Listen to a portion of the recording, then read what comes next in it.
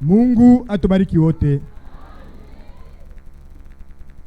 Tunafika wakati ya kusikia sauti ya Mungu wetu.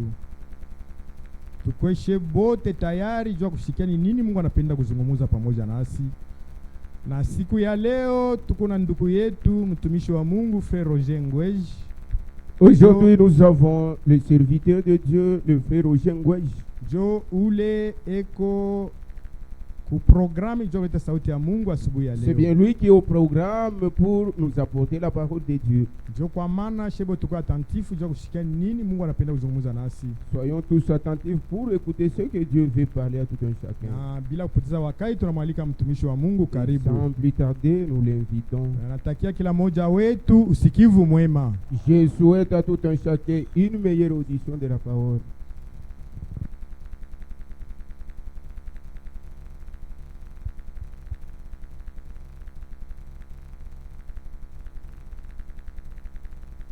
Je salue tous les bien-aimés du Seigneur dans les noms précieux de notre Seigneur et Sauveur Jésus-Christ. Na salimu wapendwa wote wa Bwana ndani ya jina la damani la Bwana Mwokozi Yesu Kristo. Je salue aussi tous nos bien-aimés frères qui nous suivent à l'internet dans les noms précieux de notre Seigneur et Sauveur Jésus-Christ. Wapendwa pia wale weko netufuata kwa njia ya internet nabo pia mina basalimia munjina ya Bwana Mwokozi Yesu Kristo. Nous sommes contents tuko na furaha parce que nous sommes comptés ce matin parmi les vivants. Maana asubuhi ya leo tuko wenye kuhesabiwa katikati ya wenye hai. Cette terre a beaucoup de surprises. Hii dunia kuko vya kushitusha vya mingi biko amo. Si nous vivons aujourd'hui, kama leo hii tuko naishi, ce n'est pas par notre force. ina kupitia nguvu yetu. D'ailleurs, la vie elle-même que nous avons, c'est la vie de Dieu. Na japo bujima wenye tuko nabo ni wa Mungu. Si tu te lèves le matin, asubuhi kama unalamuka, sache que Dieu t'a emprunté jua ya kwamba Mungu alikukongwesha tu une portion de vie ile sehemu ya bujima pour avoir le souffle de vie. Jua uwe na pumzi ya uzima. Et c'est par la volonté de Dieu. Na ni kupitia mapenzi ya Mungu. Si Dieu veut t'enlever de la terre tout de suite, kama Mungu anapenda kukutosha pa dunia hapa sasa, il n'y a rien qui peut l'empêcher. Hakuna kitu kinaweza kumzuia. C'est juste t'appeler. Ni ukuita tu. Toi, fils de l'homme, rentre à la maison. We mwana wa mtu rudi kunyumba. C'est fini. Kunaishi. Ça peut être par accident, ça peut être par les noyades, ça peut être en dormant seulement, l'âme quitte le corps. C'est pourquoi nous devons à tout moment être prêts. Devant nous, il y a deux choses qui nous attendent. La première chose, c'est la mort. Et la deuxième chose, c'est l'enlèvement.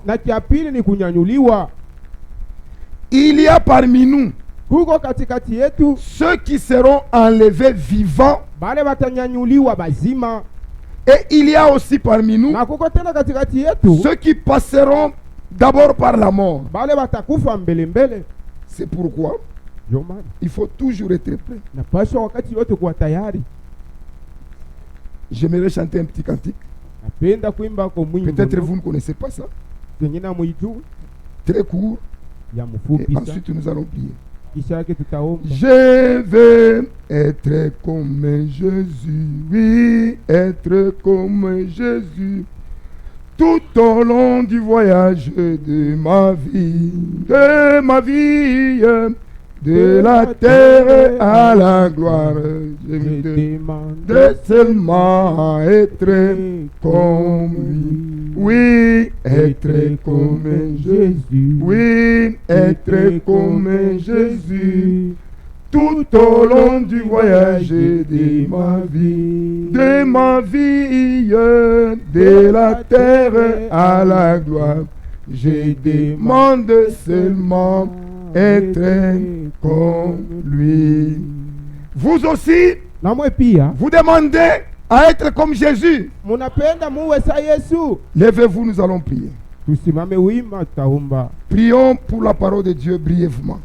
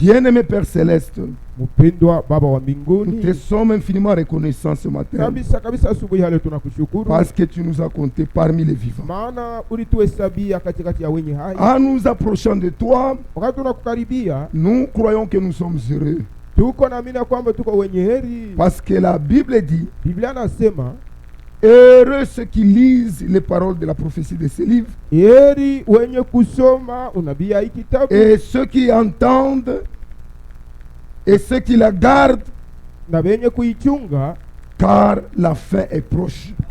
kwa maana mwisho inakaribia. Descends Seigneur, Shuka Bwana, ôte-moi de la scène, uniondoshe mkazi, parle à ton peuple, wewe pekee sema na tu taifa yako, fondes leur cœur, toka hapana wa mioyo yao, qu'ils sortent avec foi batoke na et furaha que leur cœur brûle en eux na mioyo yao comme yangae les ndani yao. disciples qui venaient de l'Emmaüs, Sasa vile wale wanafunzi walianza kutoka kwa qui Emau, disaient en eux-mêmes, ndani yao walianza nos kusema cœurs ne brûlaient-ils pas au-dedans de nous eti mioyo yetu ikwanze kuwaka ndani lorsqu'ils mwetu, nous parlaient. wakati alianza Tu es kuituambia le même hier, kwa aujourd'hui, sawa sawa éternellement. jana leo na hata milele. Fais-le de même pour ton peuple Uifanye vile vile na kuwa qui a watu wako, faim et soif de ta parole. wale wako na kiu ya neno yako. Aide chaque élu Saidia kila mchaguliwa à être toujours joyeux, awe wakati yote na furaha, à avoir toujours la foi, awe mpaka wakati à yote na surmonter chaque imani, épreuve na apate kushinda kipimo jusqu'au baptême du kiote, Saint-Esprit. kufika na kufika mbatizo wa Roho À toi seul Mtakatifu. honneur, Wewe pekee La heshima, puissance uwezo et la na gloire au utukufu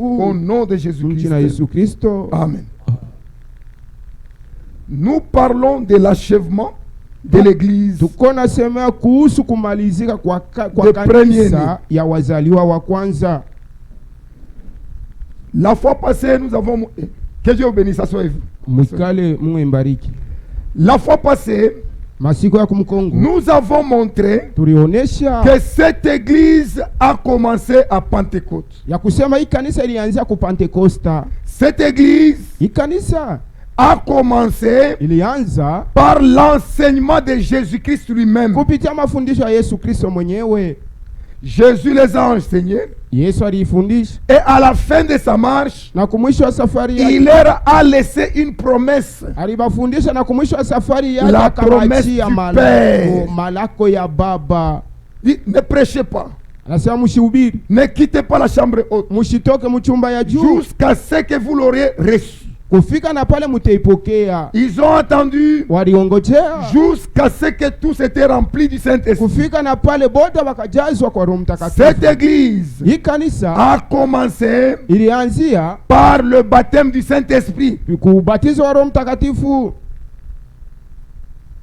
Pour entrer dans le corps de Christ, Juu ya kuingia mwili ya Kristo il faut être rempli du Saint-Esprit. inapaswa kujazwa kwa ubatizo wa Roho Pour être Mtakatifu. le membre du corps de Christ, Juu ya kuwa kiungo ya mwili ya Kristo vous devez être baptisé du Saint-Esprit. unapaswa kubatiziwa kwa Roho Mtakatifu. C'est pourquoi Jésus lui-même était venu sur la Juu terre. kwa maana Yesu mwenyewe alikuja pa Et dunia, en ce moment-là, mwile wakati aucun des disciples n'était baptisé du Saint-Esprit. hakuna mwanafunzi hata moja ule alibatizwa kwa Roho Mtakatifu. Il a dit, Anasema il vous est avantageux que je m'en aille. ni ya muhimu kwenu nipate kwenda, Car kwa maana si je ne m'en vais kama pas, mimi siendi, le consolateur ne viendra pas sur vous. mfariji asitakuya kwenu. Alléluia.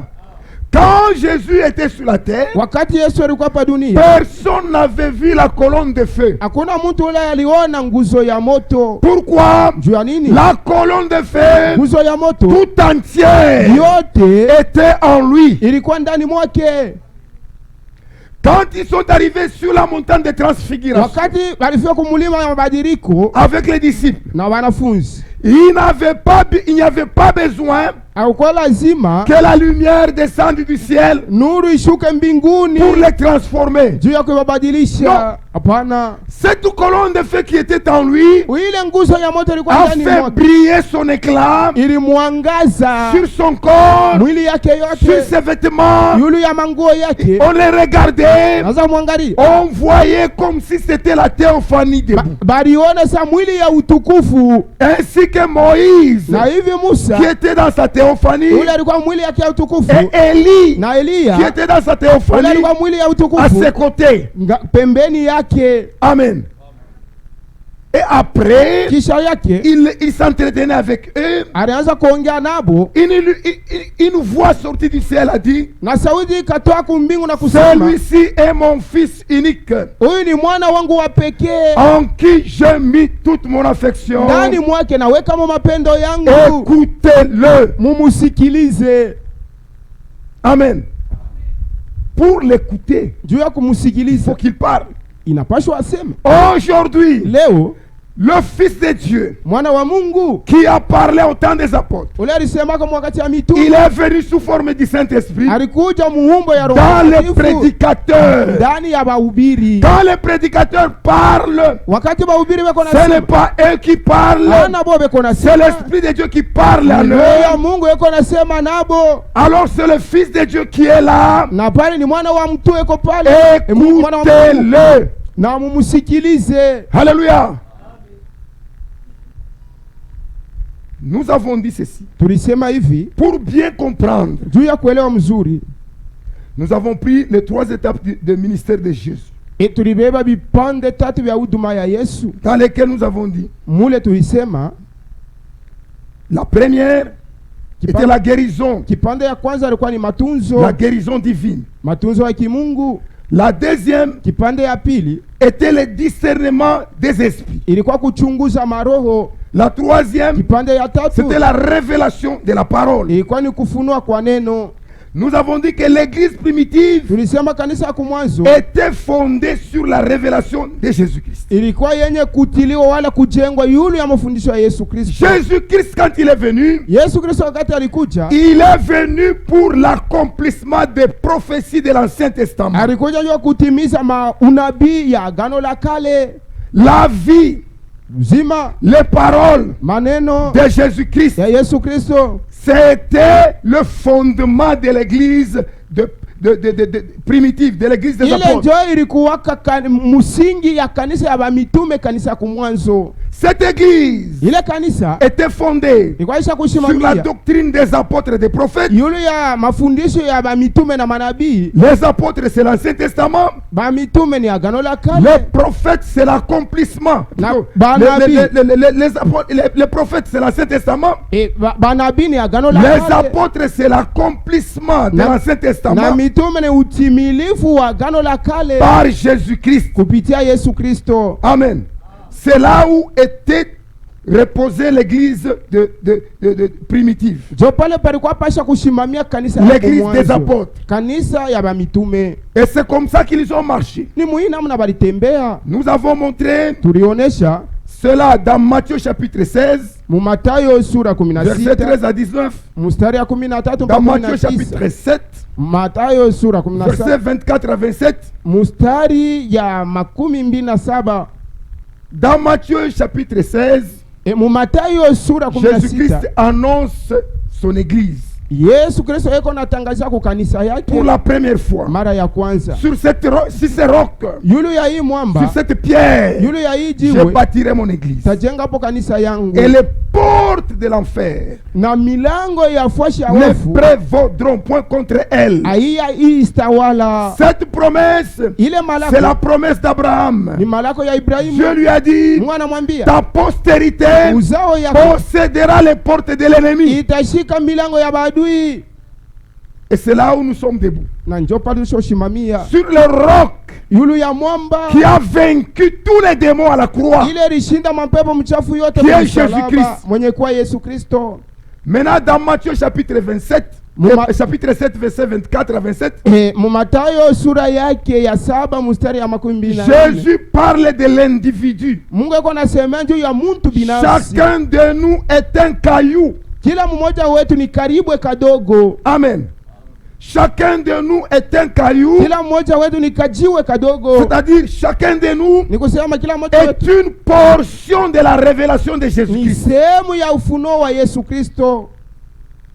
Toutes les 3 étapes Vipande vyote vitatu de la grâce, bya neema doivent se trouver en vous. binapaswa kukutanika ndani La mwako, justification, kuhesabiwa haki, la sanctification utakaso et le baptême du na Saint-Esprit. ubatizo wa Roho Mtakatifu. Chacun de nous Kila mmoja wetu doit expérimenter ces trois parties de la grâce. anapaswa kuonja vipande tatu vya neema. Et quand tu es baptisé du Saint-Esprit, Wakati unabatizwa kwa ubatizo wa Roho Dieu te Mtakatifu, place dans son corps. Mungu anakuweka, anakuingisha C'est mwilini. là où Njoo mule, tu auras la fonction. njoo mule utaanza kutumikia. C'est là où Njoo mule, tu vas travailler pour Dieu. mule utamtumikia Mungu. Si tu n'es pas encore arrivé à cela, Wakati hauyafikia mwili yake, crie à Dieu umulalamikie jusqu'à ce que Mungu tu vas entrer. kufika na pale Tu n'y utaingia. entreras pas Hautaingia lors de l'enlèvement. wakati ya kunyanyuliwa, C'est le moment d'y entrer. wakati yoyi ya kuingia amo.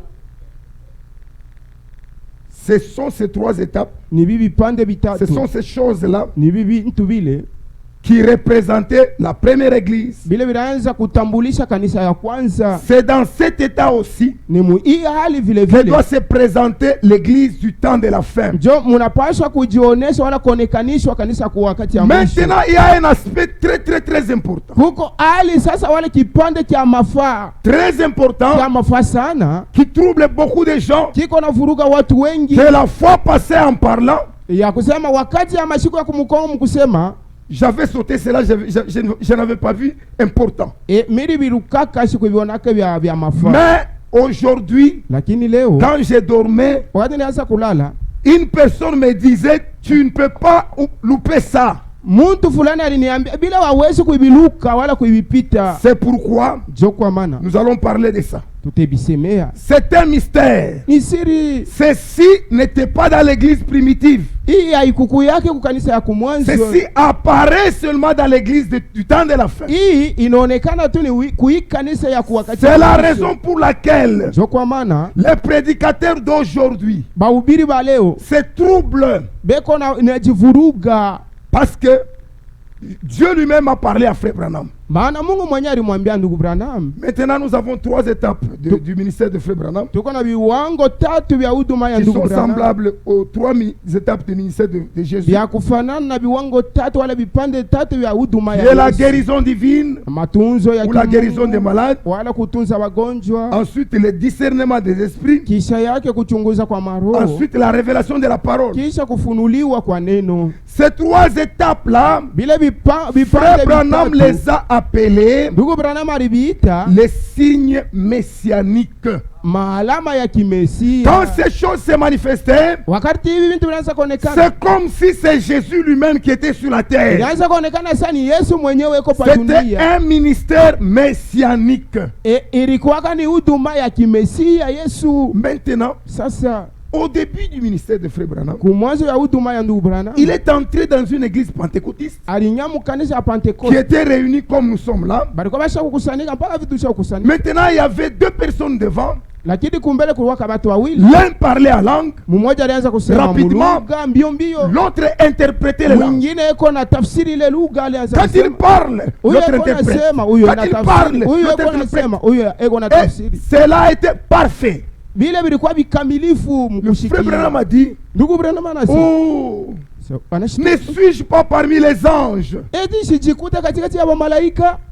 C'est très merveilleux, tellement Iko ya damani kabisa, que je peux dire comme Pierre. ile naweza kusema sa Petro, Laisse-moi faire 3 tentes ici, que nous puissions rester seulement ici. uniache nifanye kutu mahema tatu wala manyumba tatu tubaki. Il a mpaka beaucoup adoré cela. alivitapa sana bile. Alors, Na japo subitement, comme il avait le don de discernement, kwa ghafla sasa vile alikuwa na zawadi ya kuchunguza il a mambo, reçu une vision. akapata onyo. Il a vu la première personne. Anaona mtu wa kwanza Il commençait à discerner la vie de la première personne.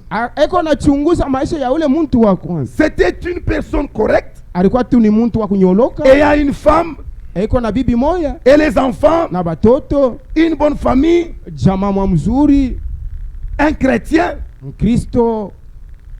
Maintenant, il a vu la deuxième personne. Akaangalia mtu wa pili, C'était un hypocrite. alikuwa ni munafiki. Il avait une femme connue de tous Akawa na bibi mwenye kujulikana na bantu et les enfants connus de tous. na batoto wenye Mais kujulikana na à bantu. côté, Pembeni sasa il huku vivait kichwa, avec une autre femme qui n'était pas le sien, alianza kuishi na bibi ule ashukwe wake. Et maintenant, Sasa avec d'autres enfants en cache-cache, na batoto wa mubuficho, le frère Branham a dit, qu'est-ce que je vois? ndugu Branham anasema hivi, mimi naona ni bintu Le gani? vrai Saint-Esprit Roho ya kweli tombé sur l'incrédule, ilianza kuanguka yulu ya ule wa kutokuamini, sur un faux croyant. mwaminifu wa bongo. Le frère Branham n'a rien compris. Na ndugu Branham ashikuelewe, Il est sorti attristé, akatoka na huzuni avec beaucoup d'inquiétude. na mafadhaiko ya mingi. Maintenant, quand il est sorti, Wakati alitoka, le Seigneur est descendu. Bwana akashuka Il lui dit que ce que tu as vu, akamwambia, bila unaona c'est ce qui est différent de l'église primitive. jo kenye kwa kia kuachana na kanisa ya C'est ce kumwanzo, qui apparaîtra na jo kile dans kitaonekana le temps de la fin. mu wakati ya mwisho. Selon Matthieu, Kufuatana Mathayo chapitre 24, verset sura 24. ya 24 mstari ya Lisons cela. 24, tuisome. Matthieu 24, Mathayo sura verset 24 24. mstari ya 24. Car il s'élèvera de faux Christ et de faux prophètes. Kwa maana kutalamuka bakristo babongo na banabii babongo, Ils séduiront. Ils feront de grands prodiges et de grands miracles, batafanya maalama kubwa na mamiujiza, au point de séduire, s'il était possible, même les élus. kufika mkiwango batongoze kama ingewezekana hata wachaguliwa. Voici, je voulais annoncer d'avance. Natazama mimi natangulia kuimitangazia wala kuimikalamusha. Alléluia. Quand le Seigneur lui a montré ça, Wakati Bwana alimwambia vile, cet état des choses hii hali ya bintu n'était pas au commencement de l'église, donc à l'église primitive des apôtres. kukanisa ya kumwanzo ya bamitume, hii mambo haikukuwake Ceci hivi va paraître bitaonekana uniquement au temps de la fin. mpaka ku wakati ya mwisho. Et Dieu lui a donné une autre écriture. Na Mungu anampa andiko ingine Dans Matthieu, Mathayo chapitre 7. sura yake ya 7. Matthieu chapitre 7. Mathayo sura ya 7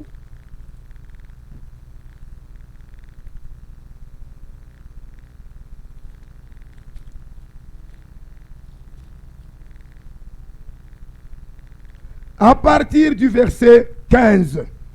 kuanzia mstari yake ya 15. Ça, c'est vraiment l'explication en détail. Ini mafasirio mukipande vya kusikirika. Gardez-vous des faux prophètes. Mujichunge sana kuba nabii babongo. Ils viennent à vous en vêtements de brebis, Beko nakuja kwenu wenye kuvala mangozi ya bankondoo, mais au-dedans, ce sont des loups ravisseurs. ndani yabo ni baimbwa mwitu banyang'anyi. Vous les reconnaîtrez à leurs fruits. Mutabatambua tu ni kumatunda yao. Qu'est-on des raisons sûres, des épines ou des figues? Eti banezi kuchuma matunda ya mizabibu yulu ya miba wala yulu ya mti ya mkuyu Sur des chardons? yulu ya michongoma. Tout bon arbre porte de bons fruits. Muti yote mzuri iko na beba matunda Mais mzuri. les mauvais arbres portent de mauvais fruits. Muti mubaya yo iko na leta matunda mubaya. Un bon arbre Muti ne peut mzuri porter de mauvais fruits. haiwezi kubeba matunda mubaya, Ou un mauvais arbre ne wala peut muti porter de bons mubaya fruits. kubeba matunda mzuri. Tous et tout arbre qui ne porte pas de bons fruits sera coupé et jeté en feu. Muti yote ile ibebe matunda mzuri itakatwa na kutupwa mumoto. C'est donc à leurs fruits que vous les reconnaîtrez. Ni kupitia tu matunda yabo ndio mutabatambua.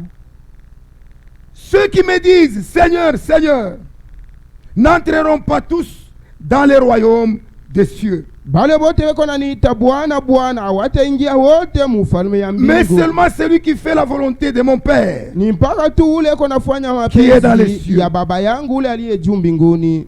Plusieurs me diront à ce jour-là, Wengi wataniita ile siku Seigneur, Seigneur, n'avons-nous pas prophétisé par ton nom? Bwana Bwana, eti atukutabiri kupitia njina yako? N'avons-nous pas chassé les démons par ton nom? Atukufukuze mapepo mchafu kupitia jina N'avons-nous lako? pas fait beaucoup de miracles par ton nom? Miujiza ya mingi atukuifanye Alors je leur dirai ouvertement, wazi wazi nitawaambia, je ne vous ai jamais connu. kamwe mimi sikuimijua. Il ne dit pas, ashisema je ne vous connais pas. mishi mijue. S'il dit je ne vous connais pas au présent, Kama anasema mambo ya sasa sasa ça mijue, veut dire il vous connaissait avant, ni kusema kumwanzo alimijuaka, maintenant il vous renie. hapa sasa anamikana. Mais il dit je ne vous ai jamais, Anasema sija mijua kama siku même mijua pendant que kama. vous faisiez les miracles là, Hata wakati ile mnaanza kufanya je miujiza, n'étais pas avec vous, sikukuwe pamoja nanyi, ouvrier d'iniquité. watenda kazi waovu. Alléluia. Retirez-vous de moi, Tokeni hapa, je ne vous ai jamais connu, mimi sikumijua kamwe, vous qui commettez l'iniquité. nyinyi watenda maovu. Alléluia. C'est-à-dire, Kusema c'est un aspect très critique et très compliqué. ni hali moja mubaya sana na zaidi. Tu verras un homme Utaona mtu qui ne connaît même pas la parole de sanctification, jota neno ya utakaso, mais à cause du don qui est en lui, kwa ajili tu ya ile zawadi iko ndani quand mwake. il prie beaucoup, Kama iko naomba il sana, commence à prophétiser, anaanza kutabiri, il commence à faire des miracles. anaanza kufanya Ce miujiza. sont des prophéties réelles. Ni maunabii ya vya Ce sont des kweli, miracles ni réels. miujiza ya vya kweli. Mais quand cet instant-là de prophétie et de parler en langue lui quitte, Wakati ile muda ya kutabiri na kusema lugha inamwisha, l'onction le quitte aussi. upako na yeye inamutoka, C'est fini. kuna Il malizika, devient charnel comme tout autre païen, anakuwa wa kimwili sa mpagano wote wote, commettant l'adultère, eko nafanya vivant busharati, de boissons alcooliques, eko na kunwa malutuku faisant toute tubondo, autre sorte de gaffes. eko nafanya mambo mubaya mubaya. Cela a dépassé Frère Branham. Ile limupitia ndugu Au bwana, point où Dieu est descendu par le Saint-Esprit kufika na mkiwango Mungu akashuka kupitia Roho et Mtakatifu lui a dessiné ceci. na anamchapia hii. Suivez très bien. Fuate mzuri Pour que le Frère Branham comprenne. juu ya ndugu Branham aelewe, Dieu lui a dessiné Mungu alimuchapia que l'homme, l'être, ya kwamba muntu a 3 parties. eko na vipande tatu. Il y a la première partie Kwa kipande cha kwanza qui est le corps. yenye kwa mwili, Il y a la deuxième partie kuko kipande cha pili qui est l'esprit. yenye kuwa roho, Et il y a la troisième partie na kipande ya tatu qui est l'âme. yenye kuwa nafsi. Je préfère que chacun tire son attention ici. Na tamania kila muntu asopoke hapa.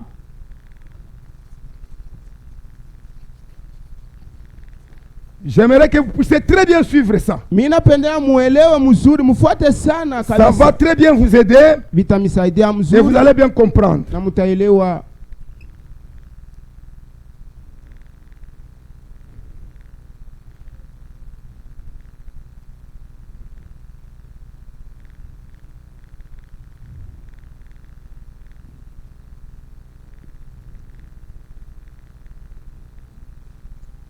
Est-ce qu'on voit même là, là? Non, au fond. Mwe bote na kule kumwisho muko naona, Est-ce que vous voyez cela? muko naona Est-ce que vous pouvez me lire ça? mubisome Que quelqu'un na lise ici. munaona.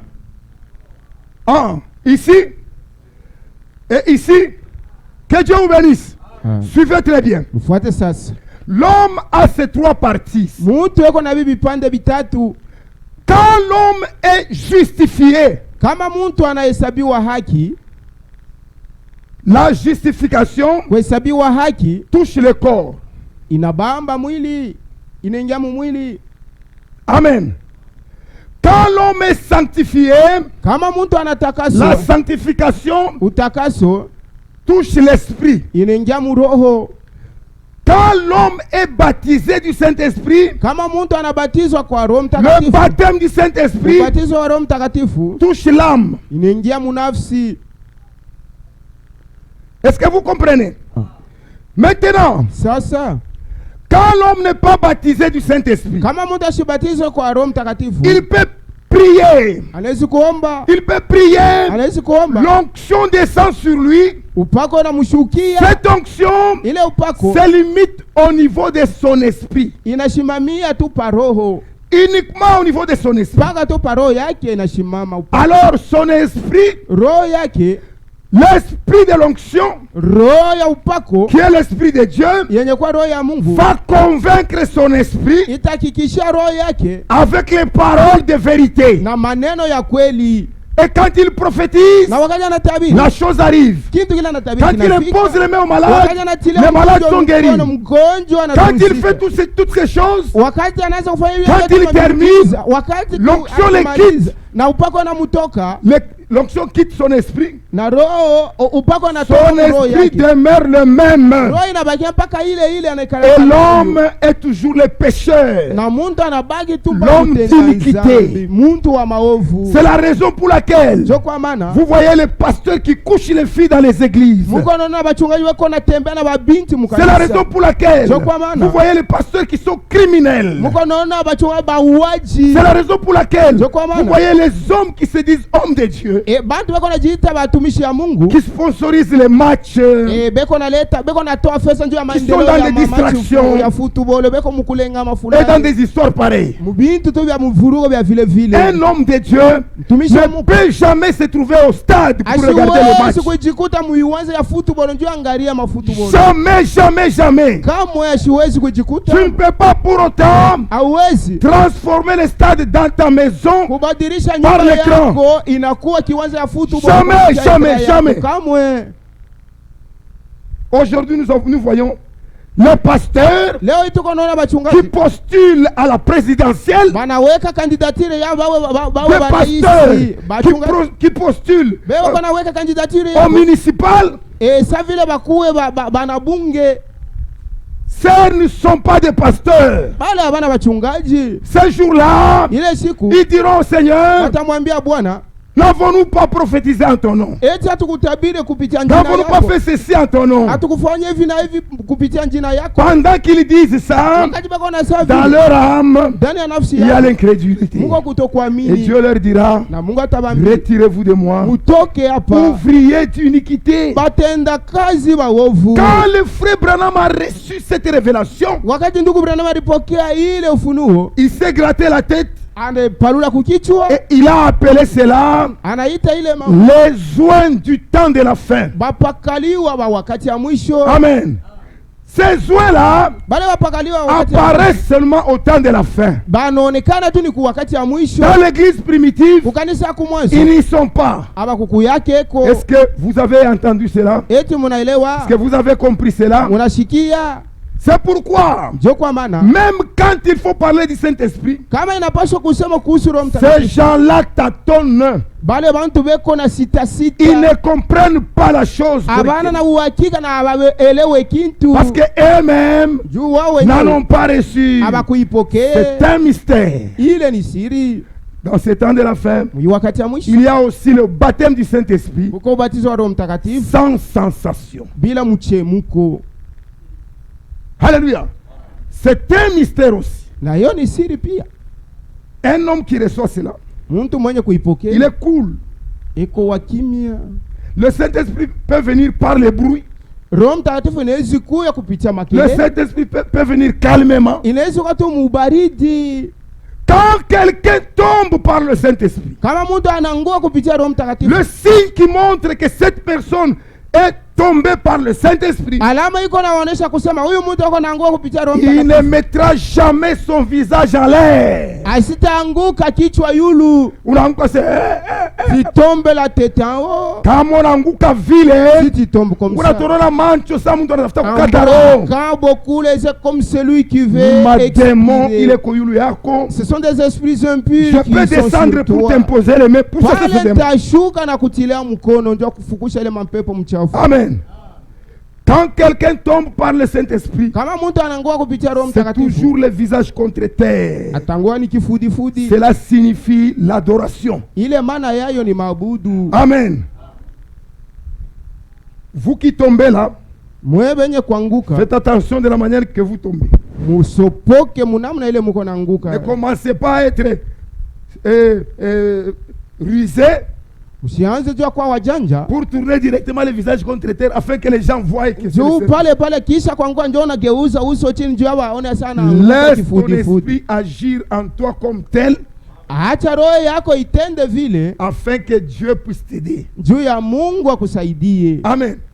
Qui a compris le mystère des soins du temps de la fin? Nani anaelewa huduma ya wapakaliwa Que wakati Dieu wa bénisse. mwisho? Mungu aibariki. C'est ce qui se passe dans ce temps Njoo ile iko napitikana mui wakati qui est différent ya kuachana du temps des apôtres. na wakati ya Il n'y avait mitume. pas des soins Akukuwake wapakaliwa de faux Christ, Wakristo wa de faux bongo, prophètes, wanabii wa comme bongo. on en a autant ici, au temps de la fin. Sasa vile tunakuwa nabo bamingi mui wakati ya mwisho. C'est tellement populaire Bakavumu sana, bakujulikana jusqu'à sana. séduire même les élus. Kufika mkiwa kutongoza hata Si wachaguliwa. cela est possible. Kama ile Mais inawezekana. il est impossible Lakini ile mambo de séduire les haiwezekani élus. kutongoza Alléluia. wachaguliwa. Que Dieu vous bénisse. Mbariki.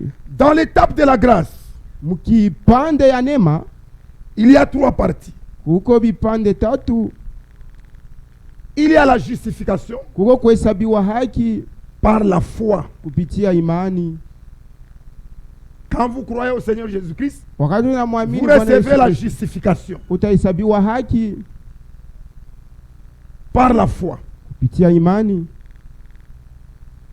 Il y a maintenant la sanctification Kuko tena utakaso. qui commence par l'écoute de la parole. Ile inaanza mkushikia neno ya Mungu. Quand tu écoutes la parole, Wakati unashikia tu neno auras ya la Mungu, connaissance, utapata la kujua nguvu, la connaissance, kujua, la tempérance, kujizuiza, la patience, uvumilivu, la piété. utawa. Amen.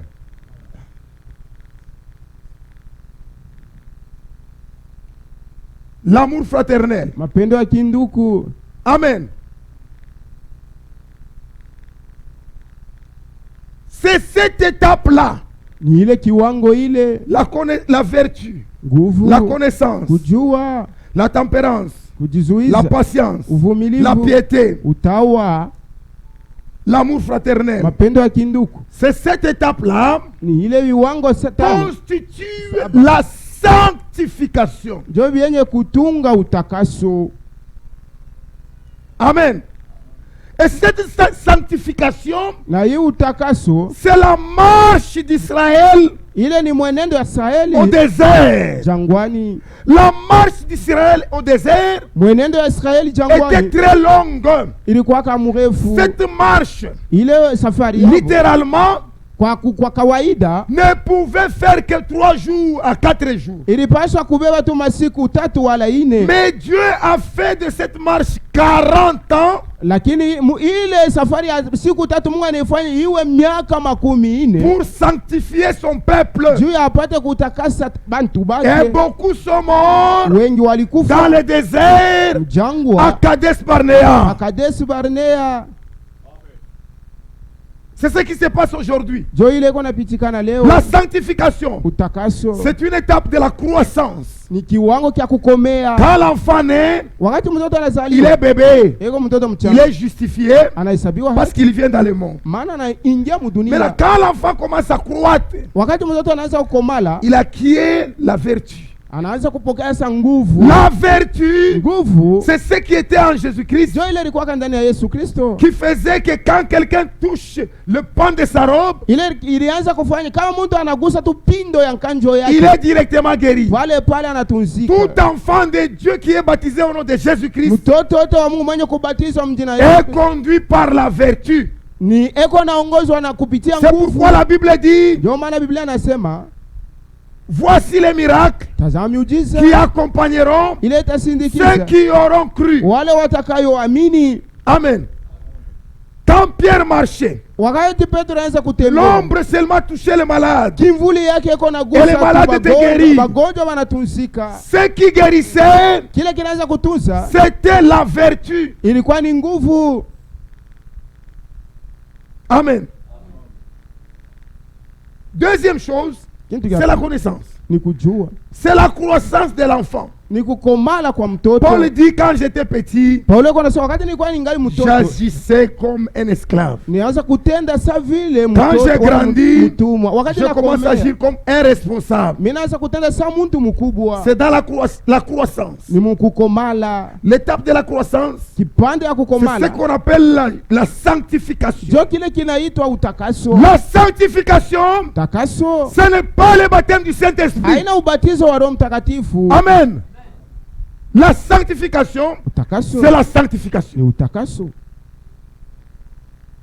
Quand quelqu'un arrive à l'amour fraternel, Wakati mtu anafika mkiwango ya mapendo ya kinduku, il accomplit une partie de la loi. anaanza kutimiza kipande moja ya sheria. Car la loi Maana est sheria subdivisée en deux parties. ni yenye kukabulana kwa vipande La mbili. première partie, Kipande ya kwanza tu aimeras ton Dieu utapenda de Mungu tout ton wako cœur, na moyo wako de toute wote ton âme na nafsi yako et de yote toute ta force, na kwa nguvu yako yote, et tu le serviras lui seul. na utamtumikia peke yake. La deuxième partie, Kipande cha pili tu aimeras ton prochain comme toi-même. utapenda jirani wako mpaka vile wewe Quand mwenyewe tu aimes ton unajipenda. prochain, Kama unapenda jirani wako Tu lui feras tout ce qu'il faut faire comme toi-même. utamfanisha bila wewe mwenyewe unapenda Tu ne kujifanishia. pécheras pas. Hautatenda dhambi. C'est la partie de la loi qui s'accomplit. Ni kipande ya sheria kinatimilika. Maintenant, il reste la partie de la loi. Kuna bakia kipande ya Tu sheria. aimeras ton Dieu Utapenda de Mungu tout ton wako cœur, na moyo de wako toute ton wote, âme, na nafsi de yako toute ta yote, force. na nguvu yako yote. Ce qui amène cela en toi, Kile iko naleta vile vitu ndani c'est yako. l'obéissance totale à cette Ni partie. utiifu kamilifu kuibi vipande La vyote. première partie ici,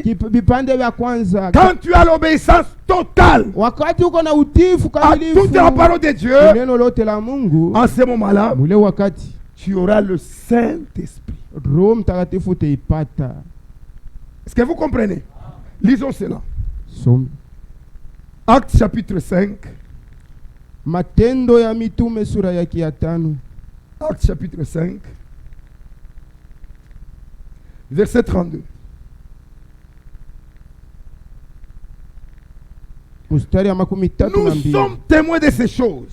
Sisi ni washuhuda wa maneno De haya. même que le Saint-Esprit Paka vile vile Roho que Mtakatifu Dieu a donné à ceux qui lui obéissent. ambao Mungu yuko napatia kubale wenye kumtii. Quand tu reçois le baptême du Saint-Esprit, Wakati unapokea ubatizo wa Roho tu Mtakatifu deviens un témoin de Christ. unakuwa mshuhuda wa Kristo. Celui qui te touche, Wa kukugusa il touche Christ lui-même. anagusa C'est Kristo. pourquoi l'église primitive, Ndio kwa maana kanisa qui la était kwanza baptisée du Saint-Esprit, ile libatizwa kwa Roho quand on Mtakatifu. l'a persécuté, Wakati baliteswa, une voix a dit, sauti moja Saul, akasema, Saul, Saulo, pourquoi me persécutes-tu? kwa nini uko La voix n'a pas unaniteswa? dit, Sauti haikusema, Saul, Saulo, Saul, Saulo, pourquoi les persécutes-tu? juu ya nini uko unabateswa? Parce qu'avec le Saint-Esprit, Na Roho tu Mtakatifu deviens une partie de Dieu. unakuwa kipande ya Mungu. Quiconque a le Saint-Esprit Wote mwenye kuwa na Roho est Mtakatifu appelé fils de Dieu. anaitwa mwana wa Mungu. Romains chapitre 8, Waroma sura ya 8 verset 14. mstari ya 14.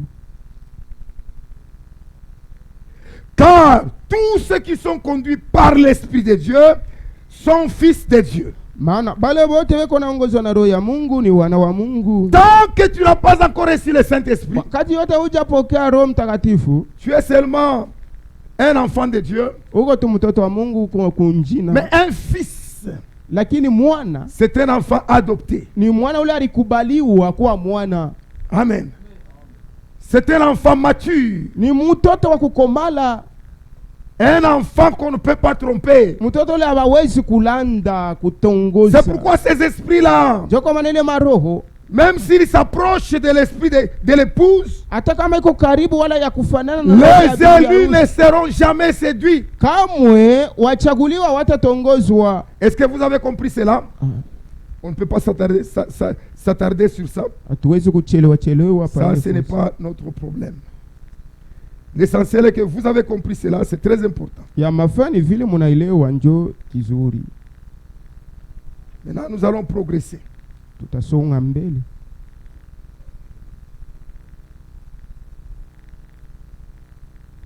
Nous avons dit, Tulisema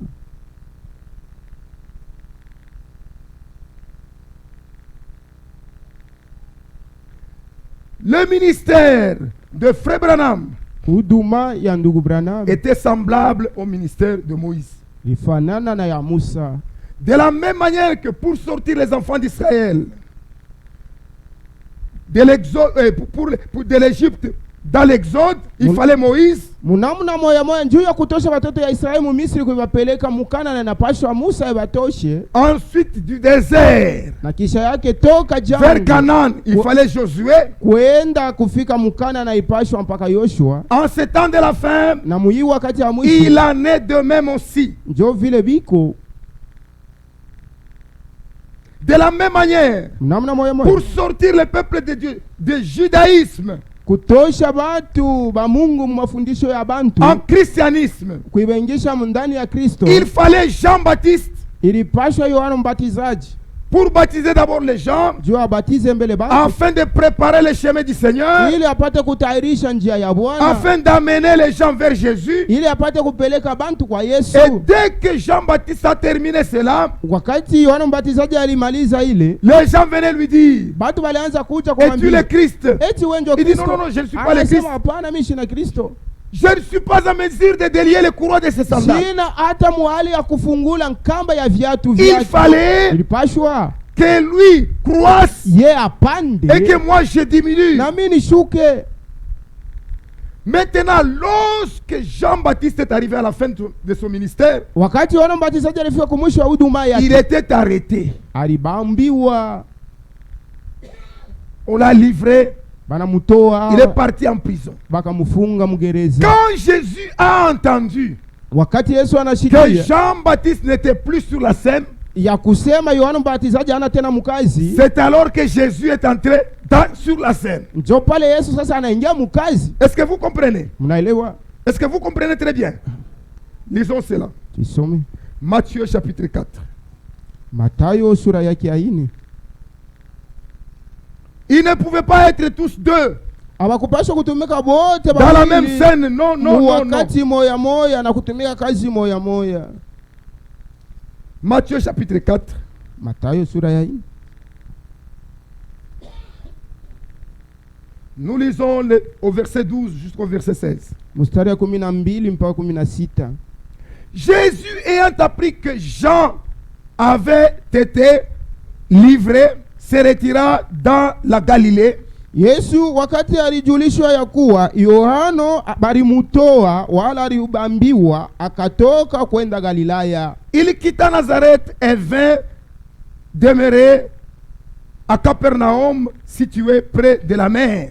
Akatoka Nazareti na akaenda kuketi Kapernaumu yenye kuwa karibu na bahari, Dans le territoire de Zabulon et de Nephtali, ndani ya wilaya Zabiloni na ya Neftali, afin que s'accomplisse ce qu'avait été annoncé d'avance par Esaïe le prophète. ili ipate kutimilika ile yaliyotangazwa na Isaya nabii. Le peuple de Zabulon et de Nephtali, Watu wa Zabiloni na wa Neftali, de la contrée voisine de la mer, ya pembeni ya bahari na karibu na du bahari, pays au-delà des Jourdains, ba inchi ile ngambo ya Yordani, et de la Galilée des païens, na ya Wagalilaya wapagano, ces peuples assis dans les ténèbres ont vu une grande lumière. hawa watu wenye kuketi ndani ya giza wanaona nuru mkubwa. Et sur ceux qui étaient assis dans la région de l'ombre de la mort, Na yulu la ya, lumière s'est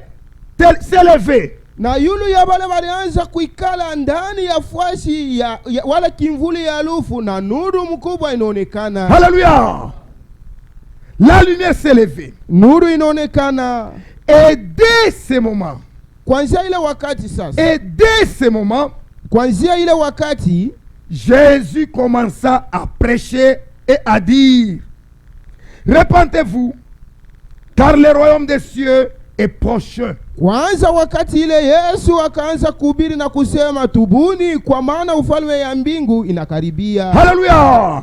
Jésus, Yesu il est le soleil levant. yeye ni jua Jésus est né à l'est. na Yesu alizaliwa kwa asubuhi. Esaïe avait prophétisé cela. Isaya alitabiri ile Le mambo. peuple des Zabulon et de Nephtali Watu wa Zabuloni na wa Neftali était assis dans de grandes ténèbres. balikuwa basha kuikala mugiza mkubwa.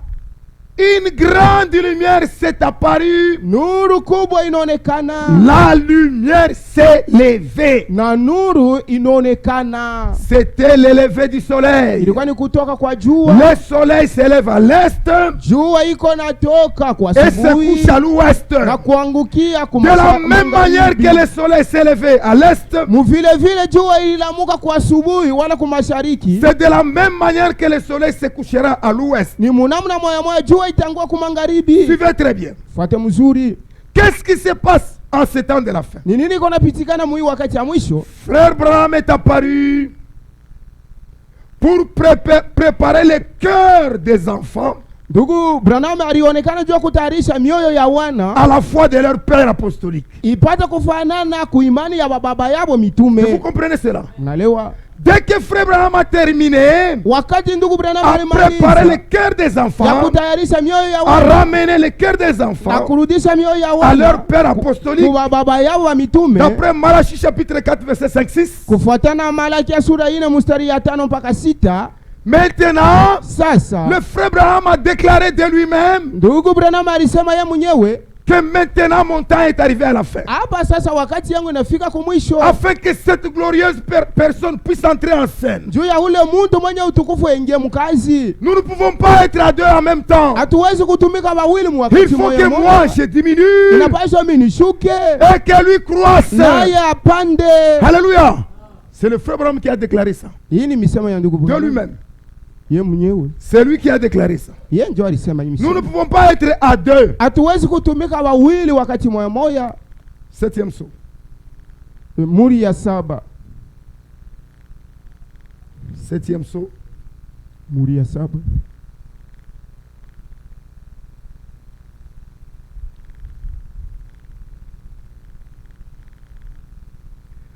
Page 34. Karatasi ya 34. Paragraphe 70. L'heure est peut-être là. Sengine wakati isha kufika. L'heure est peut-être là maintenant Wakati sengine isha kufika. où cette glorieuse personne Ile ambao ule muntu mwenye utukufu, que nous attendons ule ambao tuko nongojea avoir entré en scène juu ya yengie mukazi, va entrer en scène. taingia mukazi. Peut-être que mon ministère Sengine huduma yangu par lequel j'ai essayé de ramener les gens à la parole kupitia ile nipima kurudisha abantu kuna a établi un fondement déjà. isha kuweka zamani musingi. C'est quel fondement? Ni musingi kani? Le fondement des apôtres et des prophètes. Musingi ya mitume na manabii. C'était ça la foi apostolique. Ile ndio imani ya bamitume. Peut-être que mon ministère a déjà ramené cela, Sengine huduma yangu isha a kuweka déjà établi le fondement. isha kuweka musingi. Et si c'est le cas, Kama ndio vile je vais vous quitter mitakufa na pour tamiacha de bon. kwa lote. Est-ce que vous comprenez cela? Nous ne serons pas deux en même temps. Mwakati moya moya tutakuwa wawili. Si c'est le cas, Kama ndio vile il croîtra, ye atapanda, je diminuerai. mitashuka. Je ne sais pas, Mishijue mais j'ai reçu de Dieu le privilège lakini nilipokea bahati kwa Mungu de pouvoir garder, juu ya kuchunga, de pouvoir regarder juu ya kuangalia et de voir ce que c'était na kuona vile vitakuya et de le révéler, de le dévoiler na kuimifunulia hayo jusque là. kufika na pale, Et na c'est la vérité. kweli. Alléluia. Ça c'est le frère Branham lui-même qui a parlé de ça. Huyu eko nasema hapa ni ndugu Branham. C'est tellement très clair. Eko tu wazi mkusema Comme du cristal. sa vile kilauri Dans l'esprit de vérité. ndani ya mahubiri inaitwa roho ya kweli, Page 6. karatasi ya 6 Paragraphe 20. kipande yake ya 20. À l'exception de l'autre jour, kutosha mo ile siku lorsque je suis venu à l'ouest, wakati nilitoka kumangaribi, vous avez joué la bande, mulishikia mahubiri beaucoup parmi vous. wengi katikati yenu, Je pense, na wazia et vous comprenez, na mnaelewa, je ne suis pas ce que 3 points de suspension. mi shina kile nukta tatu. Il hésitait à Alianza parler. kusita sita kwanza kusema na J'attends, niko na chunga je suis ici maintenant, hapa sasa, niko hapa je ne sais pas pourquoi. mi sijue kile niko hapa, Son temps est terminé. maana wakati yake ilikuwa Je ne sais pas kumalizika. Mi sijue njua nini Je niko ne hapa. fais qu'attendre, peut-être que c'est le temps pour moi de rentrer à la maison. Niko tu mpaka naongojea, sijue kama ni wakati yangu ya kurudi wala ya kufa inenea. On dirait que c'est ça.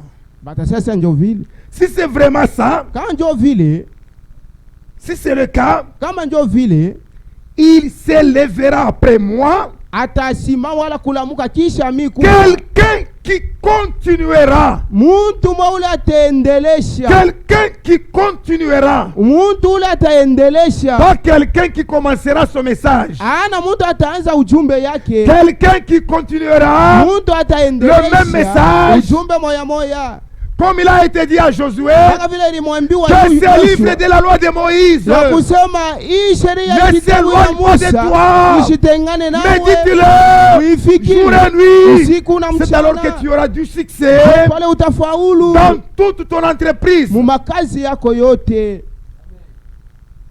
Qui continuera Ule ataendelesha avec ces messages. na hii ujumbe.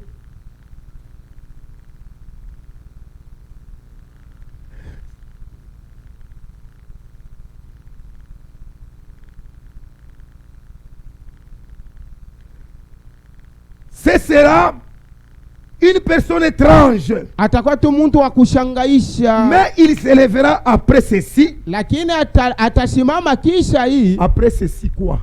nini? Après ma mort. Kisha kufa kwangu. Il ne voulait pas dire ça. Ashikupenda Vous asema allez lufu comprendre kwa pourquoi il ne voulait pas dire ziwazi. ça. Mutaelewa, njoo nene shikupende Vous kutangaza allez lufu comprendre. yake. Mutaelewa. Il était un homme très spirituel. Alikuwa mtu wa kiroho Il sana. agissait exactement comme Jésus. Alianza kutenda kabisa kabisa sa Yesu. Pourquoi il ne voulait pas parler de ça? Njoo nene shikupende Vous allez kusema njoo ya comprendre. lufu yake. Il s'élèvera après ceci Atalamuka kisha kufa et kwa continuera avec le message. na ataendelesha na ujumbe. Et écoutez cela Na mushikie ile ujumbe tant que atasema. c'est scripturaire. Wakati iko ya kimiandiko Accrochez-vous-y. na mulamatane nayo sana. Amen. Je n'ai jamais vu un homme aussi scripturaire, Sijaonaka muntu kabisa kabisa wa kimiandiko correctement, kabisa kabisa comme ce que le frère Franck fait.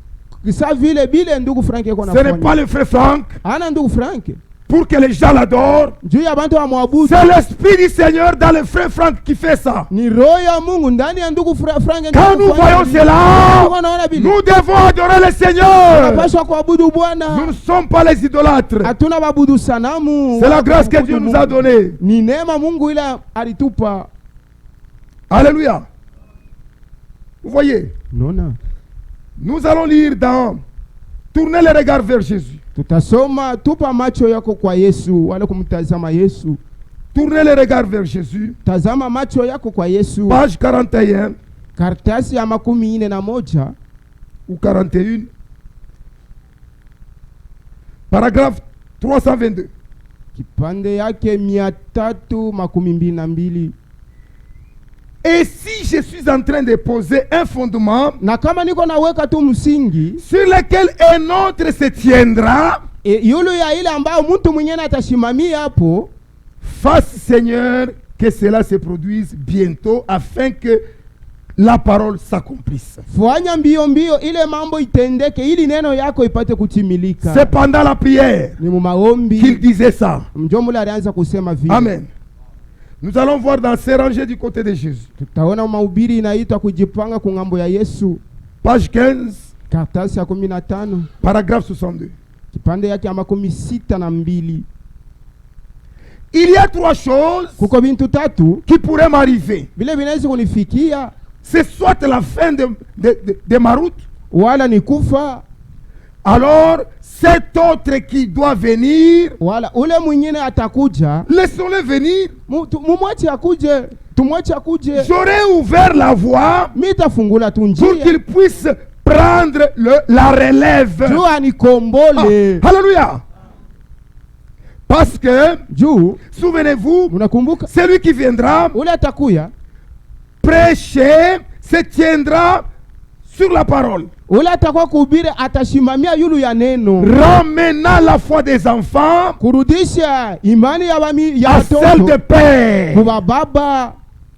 Il se peut que ce soit la fin de ma route. Inaonekana kwamba inaweza kuwa mwisho ya maisha yangu. Il se peut qu'il soit en train d'opérer un changement dans mon ministère. Inaonekana kwamba kuko nafanika mabadiliko muhuduma yangu. Amen. Est-ce que vous voyez cela? Unaona, Cet homme-là, ule muntu il n'aura pas d'autre fondement. ashitakuwa na msingi Le yake. fondement qu'il aura, Ile msingi atakuwa c'est na le fondement de Frère Branham. ni msingi ya ndugu Branham. Le fondement que Josué avait Ile msingi ilikuwa na Yoshua, était le fondement de Moïse. ilikuwa yenye kuwekewa na Musa. Il marchait sur le fondement de Moïse. Anaanza kutembelea yule msingi ya Il lui a Musa. été dit, Nimwambiwa médite la parole fikiri neno jour et nuit. usiku na mchana. Un jour, Siku moja j'ai assisté à la prédication de Frère Franck. nilishiriki kwa mahubiri ya ndugu Frank. Il y disait ceci, Alianza kusema hivi, que pour prêcher un message, juu ya kuhubiri ujumbe il la lit dans l'esprit de Pierre 7 fois. kona isoma muhali ya maombi mara 7. Je vais poser la question à mon frère Daniel. Mitamuuliza ndugu, Mon frère Daniel, quand tu veux prêcher la prédication, est-ce que tu lis cela 7 fois dans l'esprit de prière? Je pose la question à mon bien-aimé frère Hébron. Quand vous méditez la parole, est-ce que vous lisez la prédication 7 fois dans la prière? Frère Berthe, quand vous préparez une prédication, est-ce que vous la lisez 7 fois dans l'esprit de prière avant de prêcher ici? 7 fois. Ah! Mais cet homme-là, ule muntu ule lui, il lisait 7 fois alianza kuisoma dans l'esprit de prière muroho ya maombi avant de prêcher cela. mbele ya yeye kuhubiri. Et la déclaration suivante, Na msemo inafuata, il dit anasema que il n'y a personne sur la terre hakuna mtu hata moja pa dunia qui connaît très bien le ministère de Frère Branham ule anajua mzuri huduma ya ndugu Branham comme je l'ai connu. sa vile nilijua. Alléluia! Cet homme a marché avec le Frère Branham. Ule mtu alitembea na ndugu Dieu lui Branham, a donné de l'opportunité Mungu alimpa bahati pour qu'il passe, il traverse des moments vivants avec le Frère Branham. juu apitishe kwa wakati mwa fulani, wakati ndugu Branham alikuwa Il a anaenda mangé avec le mzima. Frère Branham. Alikula naye Il a prêché pamoja, avec le Frère Branham. alihubiri pamoja Il naye, était en réunion avec le Frère alikuwa na Branham. mkusanyiko Il pamoja a na eu des ndugu visions Branham. avec le Frère Branham. Alipata maonyo pamoja Et na ndugu le Frère Branham Branham, lui expliquait les visions. na ndugu Branham nami alianza kumfasiria maonyo. Alléluia! Très bientôt nous allons y arriver. Hapa sasa Ça c'est le témoignage de Frère Branham seulement que nous lisons. hii tuko nasoma ni ushuhuda tu ya ndugu Branham. Nous allons passer par son témoignage dans quelques instants. Wakati kidogo tutapita, Nous venons de lire ce rangé du côté de Jésus. tutasoma Nous allons lire kujipanga. l'opprobre à cause de la parole. Tutasoma mahubiri inaitwa haya kwa ajili ya neno, L'opprobre à cause de la parole. haya kwa ajili ya neno. Quand nous prêchons la parole, Wakati tuko nahubiri neno, il y a des moments d'opprobre aussi kuko na wakati ya haya ya que nous devons kudharaulisha, accepter. ile tunapashwa kuichika. Si nous sommes fidèles, nous devons répéter cela correctement. Kama tuko waaminifu, tunapashwa kupiturukamo. Page 6, Karatasi ya 6 paragraphe 33. kipanda 33. Écoutez, Shikia. je pense que Na wazia ce que j'ai ressenti kila nishikia de plus semblable kinafanana à cette force, c'était quand c'était à Zurich, en Suisse. kinafanana na ile nguvu vile ilikuyaka wakati nilikuwa kuswisi kuzurich. La fois où il m'a montré l'aigle germanique, Ile mara aliniambia ule ntai wa kutoka Germani wala c'est kualmani, l'aigle allemand ule ntai wa kualma qui observait la chevauchée du cavalier anglais wala alianza kuangalia mpanda farasi wa kutoka Kiingereza qui traversait l'Afrique na kutambuka Afrika. Et il a dit, Na anasema tous sont péchés bote walitenda et zambi sont privés de la gloire de Dieu. na wanakataliwa utukufu ya Mungu. Maintenant écoutez. Shikie. Et j'ai crié au Seigneur Nilikamulalamiki Bwana en lui demandant de m'aider. mkumulomba nisaidie. Je voulais qu'il me donne l'interprétation. Mimi napenda yulu ya ile anipepo mafasirio. Je me demandais si ça voulait dire, Kwa maana nilianza kulomba maana ya ile si ça mambo. voulait dire que je m'en aille et j'allais m'en aller Juu ya kuonesha kama nitakufa et j'allais être tué, wala nitauawa. ou si c'était le cas, Kama njoo vile je n'en aurais rien dit à ma famille. sikupasha kuambia kintu kujamaa yangu. Suivez maintenant très bien. Fate. Si c'est le moment pour moi de rentrer à la maison, Kama wakati inafika ya mi kufa, eh bien, asa je rentrerai à la maison, c'est tout. tarudia kunyumba na njoo bashi. Mais si c'était ça, Kama ingekuwa vile, alors je ne voulais pas en parler à ma na famille. sikupashe kuambia mambo ya lufu kujamaa Je ne yangu. voulais pas qu'ils le sachent Mimi sikupende jamaa yangu ipate kujua mambo ya lufu yangu, que ça se fasse et c'est tout. ya kwamba itatendeka na njoo vyote. Il fallait que l'on pas vile kuishe. Que cela se fasse. Mie sipende kuisema. Je ne veux pas le parler. Pourquoi il ne voulait pas dire ça? Dieu na sikupende kuisema. C'était parce qu'il allait attrister sa famille. Dieu alianza kongopa ashilete huzuni ndani ya jamaa yake. Amen. Maintenant le Seigneur Jésus, Bwana Yesu quand il annonçait sa mort, wakati alianza ses souffrances, sa kutangaza mort lufu, et sa mateso na résurrection, ufufuko, cela attristait les apôtres. ile iliumiza roho ya wanafunzi. Nous lisons dans Matthieu 17. Tuko nasoma mu Mathayo sura Matthieu 17. 17, Mathayo sura 17 verset 22.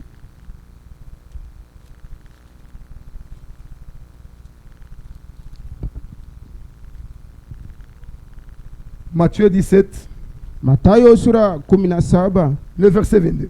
mstari wa 22. Pendant qu'il parcourait la Galilée, Wakati alianza kutembea wala kutambua Galilaya, Jésus leur dit, Yesu akabambia, le Fils de l'homme doit être livré entre les mains des hommes. na mwana wa mtu anapaswa kutolewa katikati ya mikono ya watu. Ils le feront mourir. Batamuua. Le troisième jour, il ressuscitera. Siku ya tatu atafufuka. Ils furent profondément attristés. Wakahuzunika kabisa kabisa ndani ya mioyo yao. Amen. Lui aussi dit, Na yeye anasema, en annonçant ma propre mort à ma famille, mkutangaza lufu yangu kujamaa, je ne veux pas voir comment il s'attriste. mimi sipende nione namna ile Je ne watahuzunika. veux pas Mimi sipende voir comment il regrette. namna ile watafadhaika. Amen. Nous allons lire maintenant dans Accepter la voie à laquelle Dieu a pourvu au temps de la fin. Kuna soma mahubiri inaitwa kuichika njia ile Mungu alitayarisha. Page 42. Karatasi ya 42. Paragraphe 281. Kipande yake ya 281. J'ai beaucoup hésité sur ces choses Nilijama sana yule ya vile bintu. pendant 15 à 16 ans Kadiri ya miaka 15 au 16 que j'ai passé sur les champs de travail. ile nilipitisha mkazi. Mais l'heure vient maintenant Hapa muda sasa nafika où quelque chose est sur le point d'arriver. ambao kitu fulani kiko karibu na kufanika. Le message ira à une autre nation, Hii ujumbe itaenda kutaifa ingine wala à kwa nchi un ingine, autre peuple. kubantu bengine. Mais pendant que nous sommes dans la présence de son Saint-Être, Lakini wakati tuko tu muwepo ya muntu wake mtakatifu. 3 points de suspension. Nukta 3. Le frère Branham Ndugu Branham savait alijua qui prendra le message ule atabeba ujumbe et qui ira avec ça. na ule atenda nayo, Et ce n'était pas un Américain. na sokwe mu Marekani. Le message devait aller dans une autre nation. Hii ujumbe ilipaswa kwenda kuinchi ingine. Quand il a eu la vision de l'aigle allemand, Wakati aliona onyo ya ntai wa Kijerumani, Dieu lui a donné la signification. Mungu akamupa maana yake. Il était troublé Alifadhaika parce qu'il savait maana que alijua son temps était arrivé à la fin. ya kusema muda yake nafika kumwisho. Est-ce que vous comprenez cela? Qui n'a pas compris? Nani asielewe? Qui a compris? Nani anaelewa? Que Dieu vous bénisse. Mungu imbariki. Ah, c'est très important. Ya mafaa. Maintenant, Sasa de même que Moïse a vu le pays munamna moya moya Musa aliona nchi sur la montagne, yulu ya mlima, mais il n'y entra pas, lakini asikuingia.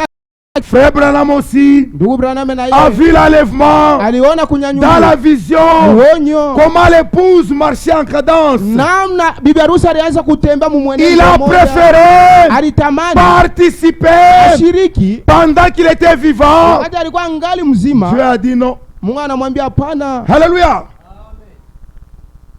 Il a pleuré. Analia. Dieu a dit non. Mungu anasema hapana, Tu ne peux hautaingia. pas y entrer. Hautaingia. Tu ne peux pas être là. Hautashiriki. Car cela t'avait été prédit Maana hii ilitangulia kuambiwa au début de ton ministère. mwanzo ya huduma Qu'est-ce yako. qui lui a été dit au début de son Ni nini ministère? nilimwambiwa kwa mwanzo ya huduma De la yako? même manière Namna moja que moja. Jean-Baptiste Yohana Mbatizaji était envoyé comme précurseur de la première venue de Christ, alitumiwa sa vile mtangulizi wa kurudi kwa kwanza kwa tu Kristo. seras envoyé Nawe pia avec un atatumwa na hii message ujumbe qui précédera la seconde venue de ile Christ. itatangulia kurudi kwa pili kwa Kristo. Alléluia. Lui-même, Ye mwenyewe en expliquant, Mungu il dit que ifasiri si je comprends bien, anasema mimi naelewa mzuri, je ne serai pas là. mimi sitakuwa C'est le message ni ujumbe qui précédera. ndio itatangulia kurudi Hallelujah. kwa pili. Pendant qu'il savait qu'il devait partir, Wakati alijua kwamba atakufa, il gémissait. alianza kuugua, Qu'il kuteswa voulait voir sana. la fin de toutes choses. Penda aone mwisho Comme Moïse. sa vile Musa. Dans Deutéronome, Mkumbukumbu la Torati chapitre 32. Deutéronome, chapitre 32. Kumbukumbu la Torati sura yake 32. Deutéronome 32, verset 48 à 52. Ce même jour, l'Éternel parla à Moïse et dit, Ile siku moya moya Mungu akamwambia Musa na kusema, monte sur la montagne d'Abarim, panda yule ya mlima ya Abarim, sur le mont Nebo, yule ya mlima ya Nebo, au pays de Moab, katika nchi ya Moabu, vis-à-vis de Jéricho, karibu na Yeriko, et regarde le pays de Canaan, na tazama nchi ya Kanana, que je donne en propriété aux enfants d'Israël. ile minaleta kama urithi kwa watoto wa Israeli. Tu mourras sur Wewe la montagne utakufa yule ya mlima, où tu vas monter, pale utapanda et tu seras recueilli auprès de ton peuple, na utapokelewa karibu na watu comme wako. Aaron ton frère est mort sur la montagne de Hor Et et a été recueilli auprès de son peuple. sa vile Aruni ndugu yako na yeye alikufa yule ya mlima ya Or na alipokelewa karibu na watu wake, Parce que vous avez péché contre moi au milieu des enfants d'Israël. kwa maana mlinitendea zambi katikati ya wana wa Israeli, Près des eaux de Meriba, karibu na maji ya à Meriba, Kadesh, Pakades, dans le désert de Tsin, ndani ya jangwa ya Tini, et que vous ne m'avez point sanctifié na amkunitakase au milieu des enfants d'Israël. katikati ya watoto wa Israeli. Le Dieu que nous servons, Huyu Mungu tuko c'est un natumikia Dieu jaloux. ni Mungu mwenye Il faut wivu, faire attention apaswa de kusopoka la manière dont nous le servons. mulamna ile tuko namtumikia, Sinon, kama nous sivyo n'entrerons pas. hatutaingia. Alléluia. Maintenant, le témoignage de Frère Franck. Abasa ni ushuhuda ya ndugu Frank, Il y en a beaucoup, ni ya mingi, mais je vais parler brièvement. teisema kwa kifupi. Lorsqu'il a eu en 1962 Wakati alipata mu 1962 la vision onyo dans laquelle Dieu lui disait de distribuer la nourriture, mule ambao Mungu alianza kumwambia akabule chakula, c'était au temps où l'Allemand était en guerre. ni wakati inchi yao ya Almanya balikuwa muvita. L'Allemagne était en guerre, il y avait des chars russes et des chars américains qui étaient face à face. Mulikuwa vita, kulikuwa magari ya kurisi na ya kuamerika, bale balianza kukombana, Et le président John Kennedy na rais a John dit, Kennedy je montrerai l'exemple là-bas, là. akasema pale, mimi ndio nitaonesha hapo mfano. C'était une décision terrible. Ilikuwa ni mfano ya kimastajabu. Cela a créé une guerre froide d'abord. ile ikachokoza vita katikati yabo, Et les Russes ont commencé à construire le mur de Berlin na Barusia wakaanza kujenga ukuta ya Berlin pour épargner les autres qui étaient innocents à la guerre. njoo ya kuepusha wale walikuwa bashipo mambo Pendant ce kuvita. temps-là, Mwile wakati c'était difficile que les commerçants amènent la nourriture de l'autre part, d'une part vers l'autre part. ilikuwa nguvu bafanya biashara babebe chakula ile ngambo na kupeleka Et ngambo vice nyingine, versa. na ngambo yote mbili. Alors les gens peinaient. na bantu walianza De kuteswa faim. na njala. C'est pendant cette période Ni mwile wakati que Dieu lui a donné la Mungu vision. akamupa onyo, Au même moment, mwile wakati moya moya, au même instant, mu que dakika Dieu moja lui avait dit, ile Mungu alimwambia, il lui a donné la vision. akamupa onyo Il lui a dit, na kumwambia prends cette nourriture, beba hii tu la chakula magasines uiweke akiba pour la akiba distribution. juu ya kuikabula. Au même moment, Wakati moya le moya frère Branham lui était aux États-Unis. ndugu Branham alikuwa Il a eu kumarekani, la même vision. akapokea ile onyo moya moya. Dieu lui a dit, Mungu akamwambia emmagasine cette nourriture. weka fuashi moya wala muakiba hii chakula. Alléluia. Il a vu une grande salle, un grand hangar, Anabeba ngari munene où il y avait, c'était plein de croyants. mukwa baaminifu wa mingi, Et lui était dehors. naye alikuwa nje. Il y avait des tonneaux Kulikuwa mantuku dans lesquels étaient des carottes et des légumes. mule mulikuwa kama mboga na makaroti bintu vya kuachana Il a dit, achana. c'est à une santé que je n'ai jamais vue. Anasema kwa bia mingi sana bila ambayo sijaonaka. Une santé Afya que je n'ai jamais vue. afya mwa ile sijaonaka. Alors une voix lui dit, Sauti kamwambia emmagasine la nourriture dedans. weka akiba ndani uiweke. C'est la seule manière Ni namna de moja garder ce peuple ya kuchunga aba bantu dans la paix et dans la joie. mufuraha na musalama. Et il a dit, vous rappelez-vous de cette vision-là? Akamwambia unakumbuka ile nani onyo? Maintenant, quand cette vision a quitté le feu Franck, Wakati onyo inamalizika, le feu Franck n'avait pas compris. ndugu Frank ashikuelewe kintu. Il croyait que c'était en guise de la guerre. Akawaza sema ni njuu ya vita ile Il itatokea. est allé prendre des conteneurs, Akabeba makonteneri ya mirefu na des chambres froides, makongelateur les conteneurs congélateurs. ya makongelateur vya mingi Il a makonteneri. commencé à acheter des vivres, Akaanza kuuza chakula, Les pommes, matomso, bintu vya kuachana chana les mabuga, légumes. bintu Il a vya emmagasiné mingi, là-bas. anaweka mule. Il a même dit à l'église Akaambia hata que le kanisa, Seigneur m'a dit akusema Bwana qu'il y niambia, aura un temps asema où kutafika je vais wakati distribuer ces choses. ambao nitaanza kukabula hii chakula. Il a attendu Anachunga rien. hakuna Il kitu a kufanyika. attendu Anachunga rien. hakuna kitu Les histoires kufanyika. commencent à s'abîmer. Bintu vinaanza kuoza. Il dit, Seigneur, Akasema Bwana, si tu n'accomplis pas cela, kama utimize kile uliniambia, alors je ne prêcherai plus. na pale sitahubiri, Retire-moi de la terre. na pale tu nitosha pa dunia. C'est ainsi que dans la prière, Na hivi kumaomba une pensée lui dit, mawazo kamkuja, toi-même tu ne comprendras pas.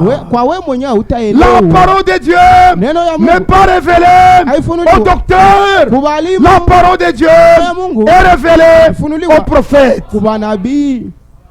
La voix lui dit, Sauti kamwambia va en uende Amérique. kumarekani, Rencontre le frère Branham à Jefferson. uende ku Jeffersonville kukutana na ndugu Branham. Il est parti. Il Anenda est arrivé akafika dans sa chambre d'hôtel. Il mshuma a téléphoné le frère Branham. anamuita ndugu Branham. Le frère Branham est venu avec son véhicule, Ndugu Branham akakuwa na gari yake avec deux frères, na banduku wawili, qui sont les deux témoins. bashuhuda wawili, Frère Bankswood ndugu Bankswood et le frère Sotman, na ndugu Sotman. qui travaillent avec lui dans l'église comme diacre. Bale walianza kutumika naye mukanisa vile washemaji. Il est venu avec eux. Anakuya Ils ont nabo pris le frère Franck à l'hôtel. bakamubeba Le kuchuma frère ya Franck était mgeni à côté du ndugu frère Frank. Branham quand il roulait le véhicule. Wakati ndugu Branham anaanza kuongoza gari yake kwa Les deux pembeni ya- frères s'asseyaient derrière. na wale bandugu walianza kuikala Ils sont nyuma, allés bakaenda jusque dans le restaurant.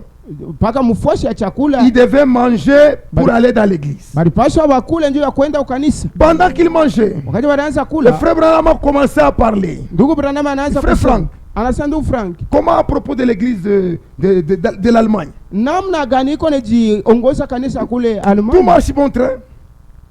Il a commencé à parler des frères de Suisse. anaanza kusema kuhusu bandugu wa Tellement kusuhi. qu'il parlait Sasa vile anaanza kusema sur, sana sur ce qui se faisait là-bas. yule ya vile vinaanza kufanika, Lui, le- mwambie ndugu Branham. Maintenant, frère Branham lui racontait les choses. Il Na était très ndugu content. Branham yale aanza kufasiria bintu vya kuachana chana na furaha Frère yote. Branham, Frère Branham, puis-je vous parler un peu de mon problème? eti naweza kuambia ko tu kidogo mambo Le frère yangu. Branham dit, frère Franck, Ndugu Branham anamwambia ndugu Frank, puis-je te dire ce que le Seigneur t'a dit quand tu étais en Allemagne? naweza kuambia kile Hallelujah! Bwana alikwambia wakati ulikuwa kule Germani. Puis-je te dire ce que le Seigneur t'a dit quand tu étais en Allemagne? Naweza kuambia kile Bwana alikwambia wakati ulikuwa kule Tu as Germani. reçu une vision Ulipokea dans onyo laquelle tu as vu des vivres. ambao ulio ndani ya ile onyo ukaona chakula, Et Dieu t'a dit na Mungu akwambia de stocker cette nourriture uiweka mwakiba parce ile que tu vas la chakula distribuer. juu utaikabula. Toi, tu es allé prendre des conteneurs, Wewe ukabeba tu as makontenera, rempli de carottes unaweka makonjelateur, Des unaweka choux-pommés, bintu vya et kuachana toutes ces chana. choses-là.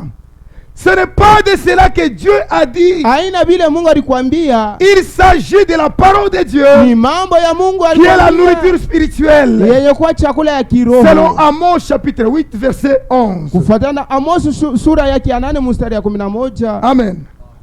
Amos chapitre 8. Kitabu ya Amos sura yake ya Qu'un frère 8. qui trouve ça me lise ça. On n'a plus de temps. Ndugu wote tu wataona ile andiko, anaweza kusoma. Amos chapitre 8 verset 11. Amos chapitre 8.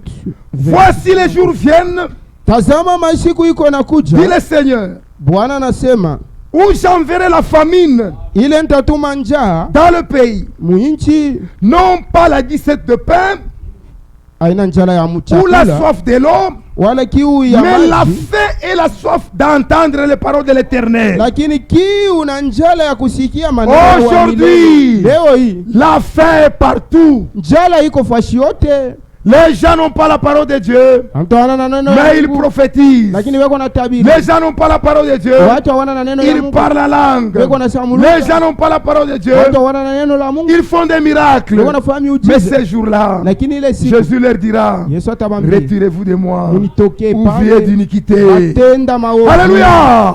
Nous sommes heureux Tuko wenye parce que nous recevons la nourriture spirituelle maana tuko napoka chakula au temps kidogo convenable. wakati yenye kufanya. Alléluia. Le frère Branham lui a dit ça. Ndugu Branham anamwambia vile. Frère Frank. Ndugu Frank anamwambia vile.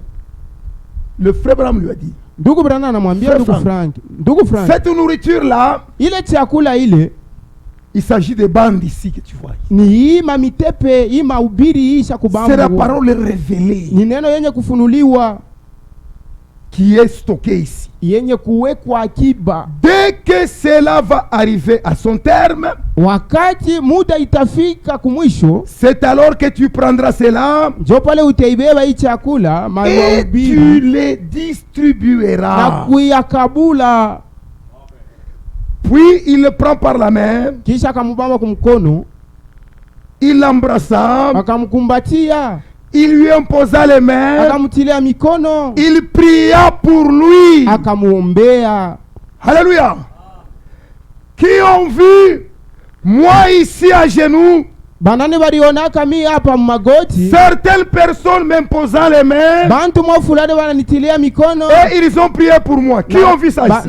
bananiombea. Banani Qui ont balionaka, vu ça ici? banani balionaka, Ils ont fait de même avec les diacres. balifanya vile vile na Ils ont bashemaji, fait de même avec les administrateurs. balifanya vile vile na Qui ont vu ça ici? wazamini. Banani baliona hapa.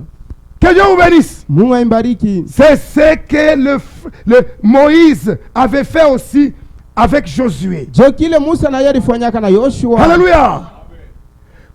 C'est ce que Moïse avait fait avec Josué. Jo kile Musa alifanyaka na Yoshua. Nous allons le lire. Tuisoma, Cela est très important. ni ya mafaa sana. Nous lisons dans Nombre, chapitre 27. Hesabu sura 27. Nombre, chapitre 27, Hesabu sura 27. versets 22 et 23. Mstari ya 22 mpaka 23.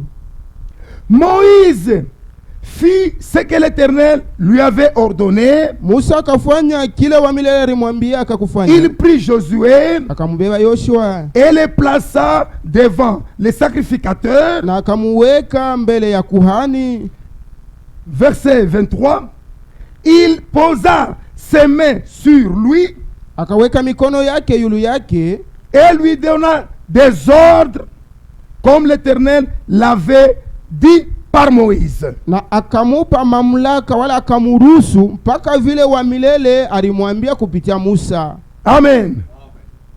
C'est ce que le frère Branham avait fait aussi avec le frère Frank. Na njoo kile ndugu Branham alifanyaka na ndugu Frank.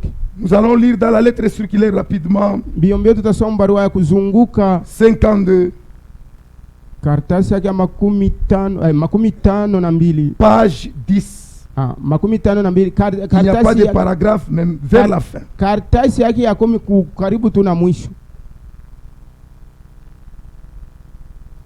Pour finir, Juu ya kumaliza, frère Branham m'imposa les mains ndugu Branham akanitilia mikono et même m'embrassa dans ses bras akanikumbatia hata kunikumbatia et il pria pour moi. na akaniombea. Amen.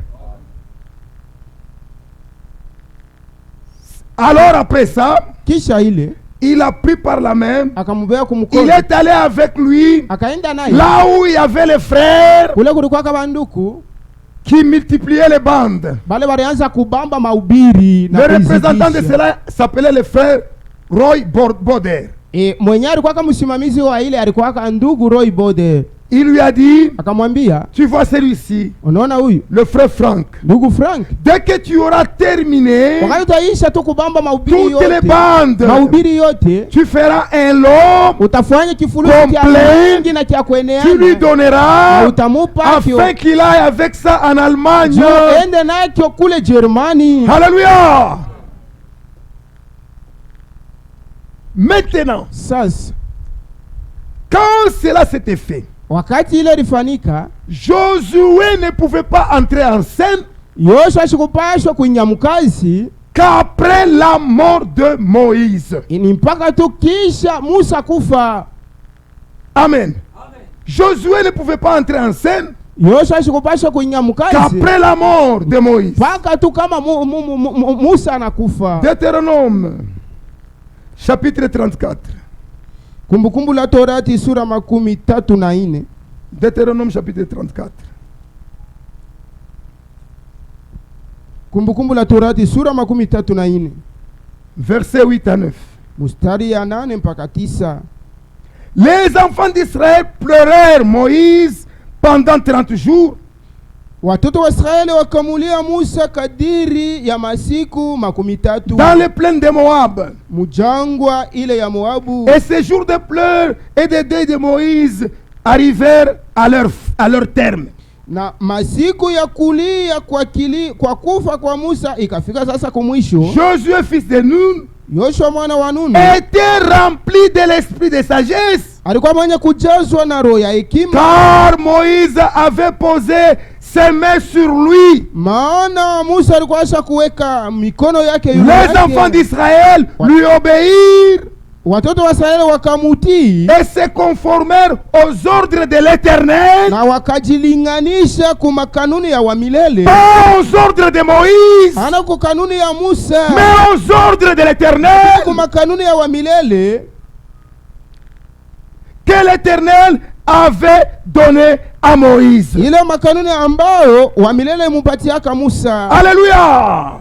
Josué Yoshua était rempli de l'esprit de sagesse alijazwa na roho ya parce que hekima, Moïse lui avait imposé les maana mains. Musa alimutilia Il a mikono, transmis le mandat sur lui. akamutumbukiza wala kuambukiza kazi ndani Alléluia. mwake, Afin qu'il fasse comme lui, juu yaanze kutumika saa ye, qu'il continue à faire comme lui. endelee mukufanya saa ye Musa. Alléluia. Lui aussi, Na ye pia le frère Frank, ndugu Frank il ne pouvait entrer en travail alipashwa kunyamu kazi qu'après la mort de frère Branham. mpaka tu kisha ndugu Branham kufa. Nous lisons dans la lettre circulaire 52, là où nous avons lu, Tutasoma barua ya kuzunguka mule tulisoma na 52, page 11. karatasi ya 11.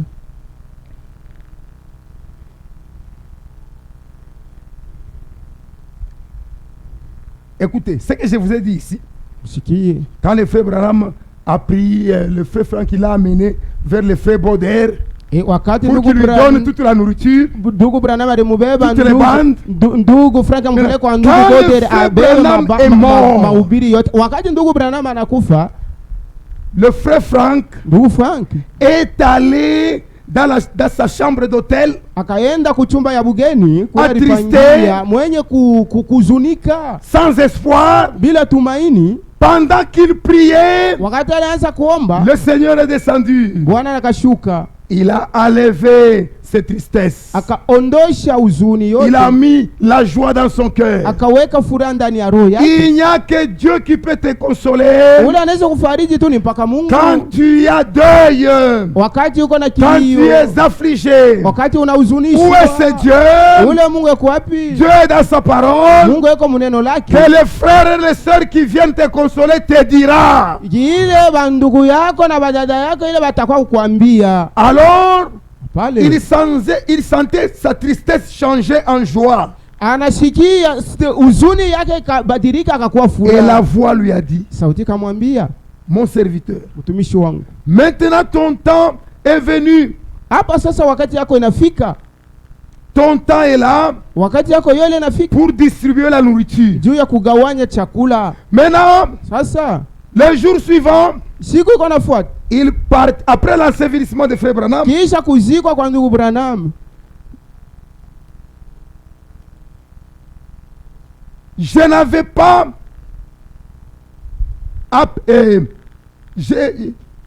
je n'avais pas appelé le frère Bauder, Mishi kumwitake ndugu Bauder, Pilgrim, Billy Graham, frère Levi ndugu Liva et d'autres frères ensemble na wandugu wengine pamoja, pour leur dire juu ya kuibambia que le Seigneur avait commandé ce qui devait être fait maintenant. ile Bwana aliamrishaka kuhusu ile ilipaswa kufanika. Le ministère de l'homme de Dieu Tumishi wa mtu wa Mungu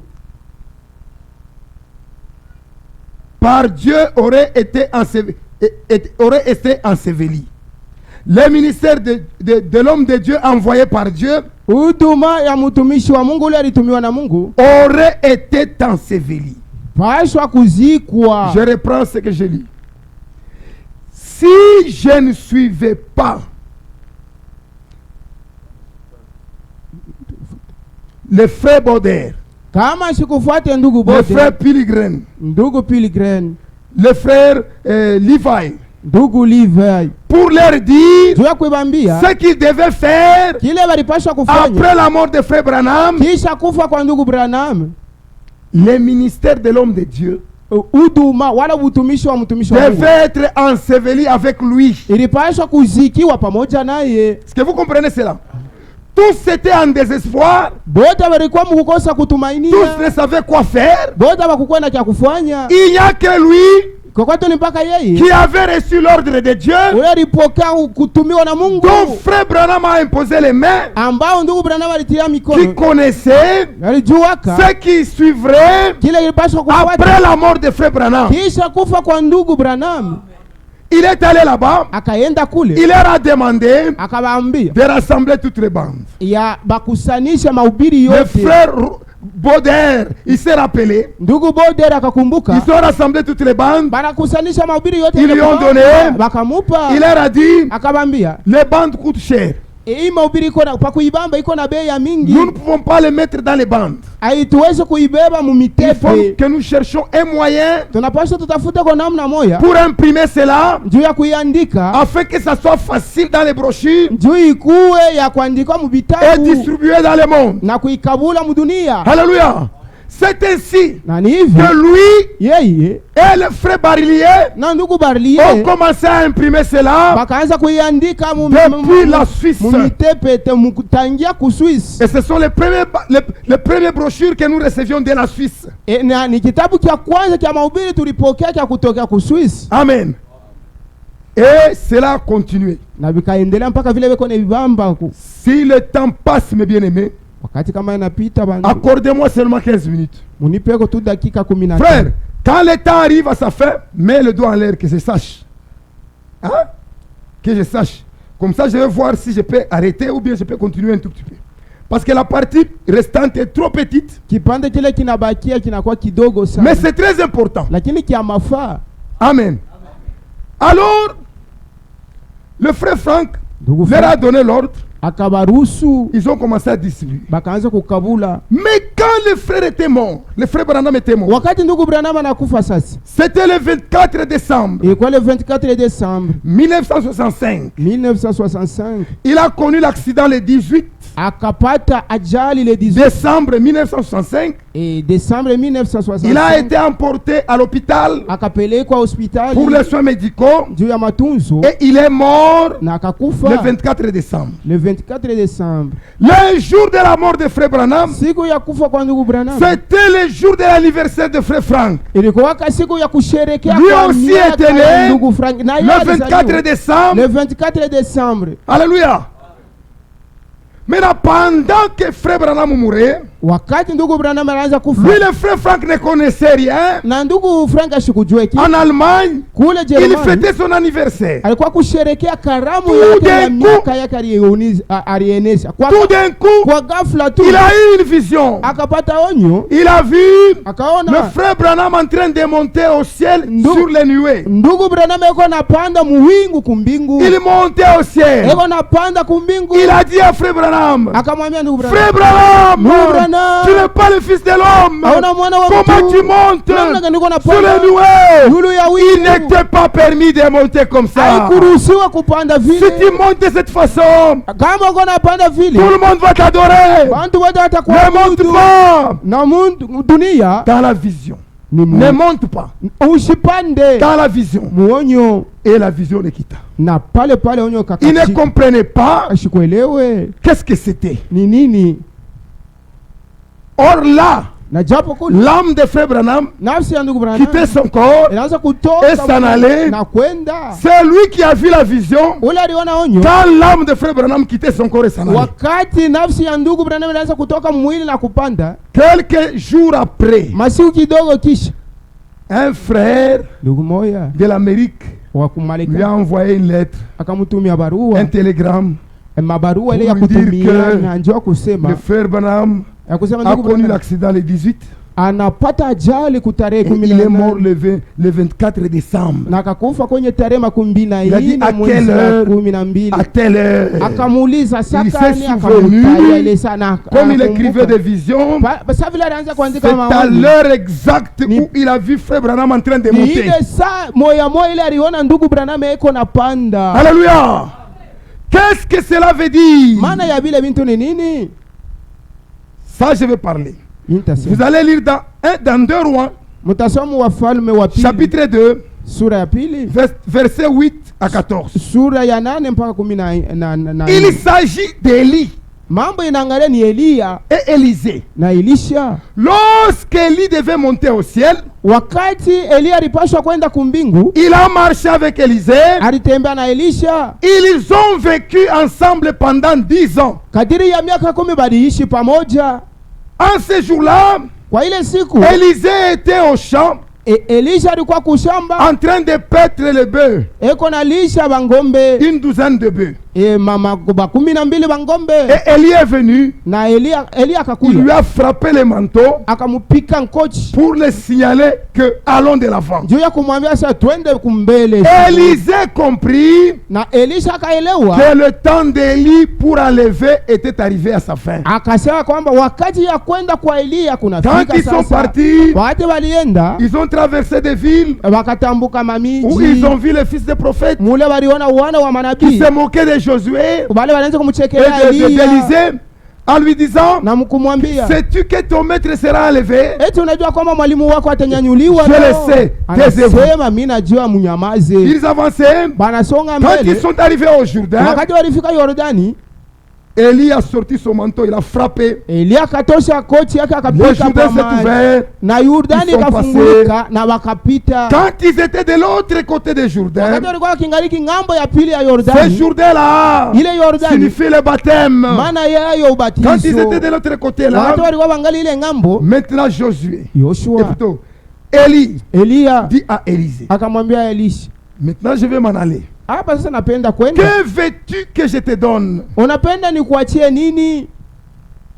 Élisée a dit, Elisha akasema, j'aimerais que tu me laisses la double portion de ton esprit. mimi napenda uniachie sehemu mara mbili ya uwezo ya roho yako. Élie dit, oh, Elia ce anasema, que tu demandes, kile unalomba c'est très dur pour moi de te le faire. kiko nguvu sana kufanizia. Mais peu importe. Aizuru nini? Quand je commencerai à monter, Wakati ndaanza kupanda, toi vois, wewe Comment je unaangalie namna niko napanda. regarde comment je monte. Uniangalie namna niko Ce n'est que napanda. la seule manière pour toi Njoo namna yako tu moyo de ya recevoir ce que tu kufanya. demandes. Njoo ya upokee kile unalomba. Subitement, Kwa ghafla les chevaux de feu magari ya moto sont venus ikakuja dans les tourbillons. mpepo ya kuzunguka Cela a tourné autour d'Élie. ikamzungukia Elia pale Il y avait alikuwa. un grand vent de poussière. Kulikuwa kampepo mkubwa ya vumbi. Élisée regardait. Elisha anaanza Élisée regardait. Eko na La poussière entrait dans les yeux. vumbi iko naingia. Mais Élisée lui regardait toujours. Elisha anaanza Le diable kuangalia. l'a troublé. Lui, il regardait toujours. Yeko naangalia Élie mpaka est parti. na Elia Cela a akaenda. déchiré les habits d'Élie Na ikapasula et nkochi a ya enlevé Elia. le manteau d'Élie. Na ikabeba nkochi ya Elia. Et Élisée a attrapé ses manteaux. Na Elisha akabeba ile nkochi. C'est ainsi que Élisée Na ni hivi Elisha avait reçu la double portion d'Élie. alipokea sehemu mara mbili ya roho ya Est-ce que vous Elia. comprenez? Quand le frère Branham montait, Wakati ndugu Branham nous anaanza vivons au temps d'Élie. tunaishi mu wakati ya Elia. Qui croyait que nous vivons au temps d'Élie? Nani wanaamini Que kama Dieu vous tunaishi mu bénisse. wakati ya Elia. Mungu ambariki. Quand le frère Branham montait, Wakati ndugu Branham il n'y avait personne d'autre qui a vu comment il montait. hakuna mtu mwingine ule aliona namna vile alianza Si ce n'est le kupanda. frère Franck. Kama ana ndugu Frank. Quand il a regardé, Wakati il aliangalia a même repris anakemea. que tu n'es pas le fils de l'homme. Anamkemea kumkemea. Comment peux-tu monter comme cela? Mwana wa mtu namna gani? D'ailleurs, les gens t'adorent déjà. Na japo bantu hapa wako na Ils vont tous t'adorer maintenant. wote hapa sasa Ne watakuabudu. fais pas ça. Ne fais pas ça. Ne fais pas ça. Usifanye vile. Alléluia. Et quand la vision l'a quitté, Wakati onye likatika. comme c'était la fin de l'année, Sasa vile ilikuwa kumwisho wa le mwaka. 24 décembre, Tarehe 24 ils sont mwezi entrés ya dans la 12. prière de fin d'année comme nous le faisons ici. Banaingia mu maombi ya mwisho wa mwaka mpaka vile Jeûne et tunafanya. prière pour remercier le Seigneur. Kufunga chakula na kuomba ndio kupikia Mungu asante kwa Pendant kumaliza qu'ils mwaka. priaient Watu wanaanza kuomba à Sylvestre, Silvestre. pendant qu'ils priaient, Wakati wanaanza ils étaient au nombre de 120 dans la chambre. balikuwa wingi ya 112 ndani ya L'onction chumba. était tellement forte. Upako ulikuwa ya Un nguvu. frère s'est mis debout. Ndugu mwaka shoa wima. Mon serviteur, Mtumishi wangu. voici, Tazama. j'ai mis mon épée Mimi naweka upanga entre tes mains. mu mikono yako. Alléluia.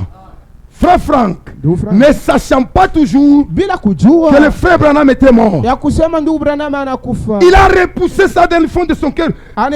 Anisukuma ile na Tais-toi, tais-toi, ndani ya tais-toi. roho yake anasema nyamaza. L'épée se trouve dans la main de frère Franck. Upanga Branham. iko ndani ya mikono ya ndugu Pas Branham. dans mes mains. Ana mikono yangu. Dans les mains de frère Branham, pas dans mes mains. Mu mikono ya ndugu Branham. Ana mikono yangu. Alléluia. Quand il a appris Wakati que le aliambiwa frère Branham était décédé, ya kusema ndugu Branham c'est anakufa. alors qu'il a compris. Ndio pale anaelewa. D'autant plus que le Seigneur lui-même est venu Kwa vile Bwana yeye mwenyewe et il lui a dit, kumwambia maintenant, kwamba sasa ton temps vient wakati yako pour aller de ville en ya ville, kwenda mji kwa de mji pays en pays, nchi kwa et nchi prêcher ma parole. na kuhubiri neno yangu. Le ministère de frère Branham Huduma wala butumishi wa ndugu Branham était une portion. ilikuwa kwa sehemu Ramener le cœur des enfants. kurudisha mioyo ya À leur wana père. kuba baba. Le ministère de frère Franck Huduma ya ndugu se Frank fait en double portion. ilitumika mara mbili Aller de ville en ville, kwenda miji kwa de miji, pays en pays. nchi kwa nchi. Il a circulé le monde entier Alizunguka dunia yote mzima avec le message, na ujumbe avec la doctrine, na mafundisho avec l'ordre, na usawa, avec la utaratibu, foi des na apôtres. imani ya mitume. Alléluia. Ce que nous sommes aujourd'hui, Hiki tuiko leo c'est à partir de ce ministère-là. ni kupitia ile huduma. Alléluia. Deuxième volet, Kipande cha pili distribuer la nourriture kugawanya chakula qu'ils ont stocké. ile baliweka Avec le frère mwakiba Branham. pamoja na ndugu Branham. Qui a compris? Nani anaelewa? J'ai les écritures ici. Niko na maandiko huku Dans la brèche, mkanjia wala kamlango je vais donner ça pour les prédicateurs. miteipatia njuu ya bahubiri. Dans la brèche, Kamlango page 2, kartasi ya pili paragraphe 11 à 12. kipande yake ya 11 mpaka 12. C'est là où le frère Branham Ni kule ndugu Branham était en train de prier à Tucson, eko na omba ku Tucson en Arizona, ku Arizona, au coucher du soleil, kule kuna ngukia kajua à Sunset Mountain, ku Sunset Mountain, montagne du soleil couchant.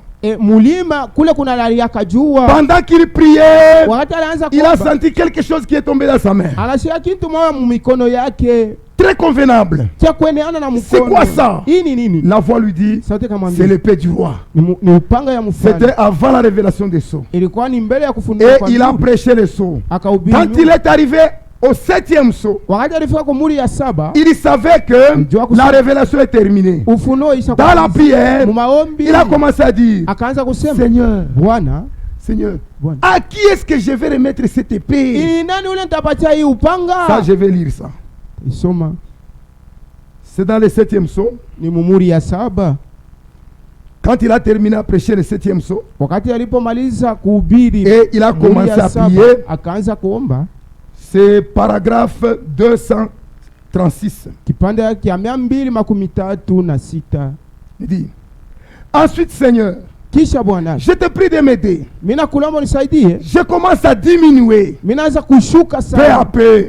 kidogo. Seigneur, Bwana, je sais que najua kusema mes jours ne peuvent plus être encore très nombreux. masiku hapa, mimi nawaza kwamba masiku yangu Et haiwezi je te kuwa prie de tena m'aider. ya mingi. Mimi nakuomba Que unisaidie, je sois fidèle, Seigneur, niwe tu mwaminifu honnête na et sincère, mwenye haki afin de na pouvoir moyo porter ce wazi, message aussi loin juu ya kutangaza hii neno hata mbali qu'il m'a été donné de la porter. kule kuliniambiwa nipeleke. Quand le temps sera venu Wakati muda atafika pour moi d'être dans le repos, juu ya mimi kupumzika, quand je descendrai wakati nashuka vers la rivière où les vagues commenceront à m'emporter, kule ambako mutoni ambao mawimbi itaanza kunibeba. oh Dieu, Oh Mungu, que je puisse remettre cette vieille épée nipate kupatia hii mpanga ya à zamani quelqu'un qui sera honnête kwa ule mtu atakuwa na moyo wa haki à son égard, ngambo yake, Seigneur, Bwana, et qui portera la vérité. na ule atatangaza kweli. Amen. Là, c'est le frère Branham Huyu ni ndugu qui Branham, priait pour transmettre l'épée. ule alianza Dans la kuomba lettre juu ya circulaire, kumpatia ile upanga. Mubarua kuzunguka 59, 59, page 6, kartasi yake premier ya paragraphe, kipande ya kwanza. le frère Frank Ndugu Frank parle de la prophétie. iko nasemea kuhusu unabii, Là où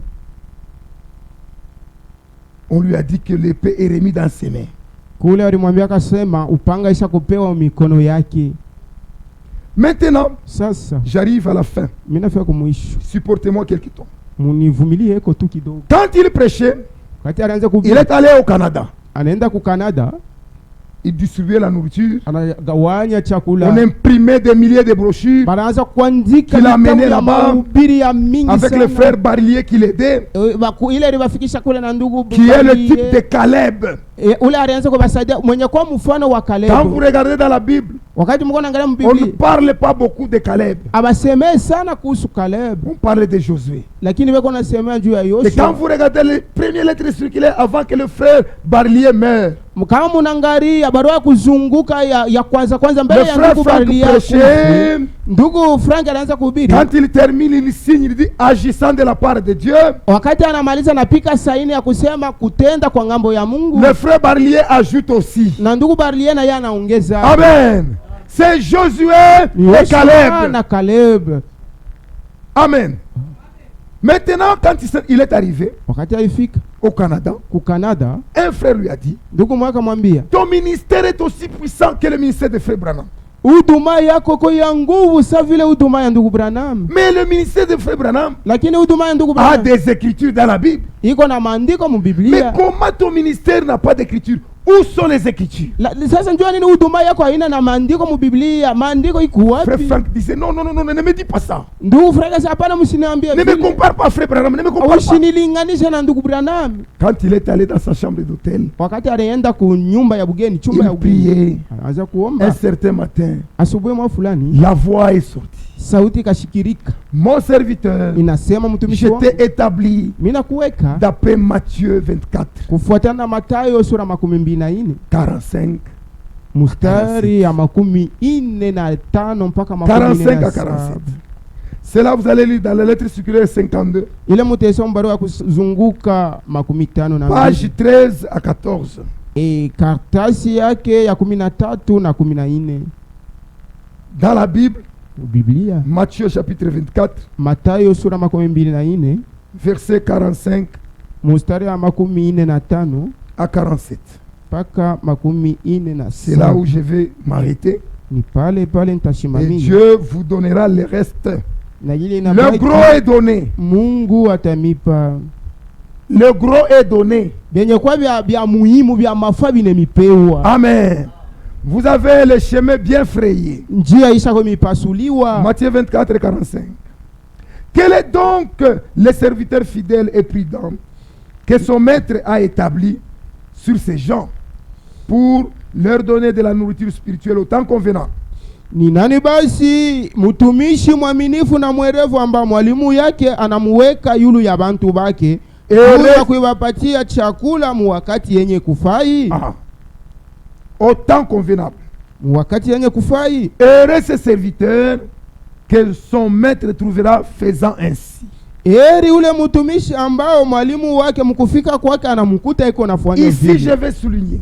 Hapa niko Dans napenda la brochure intitulée kuweka mkazo. Je serai avec toi comme j'étais avec Moïse. Mu mahubiri inaitwa sema nitakuwa pamoja nawe mpaka vile nilikuwa pamoja na Musa. Frère Branham dit Ndugu Branham anasema il y a beaucoup de Josué. ba Yoshua beko ba mingi. Ce n'est pas un seul Josué. Ana Yoshua moya.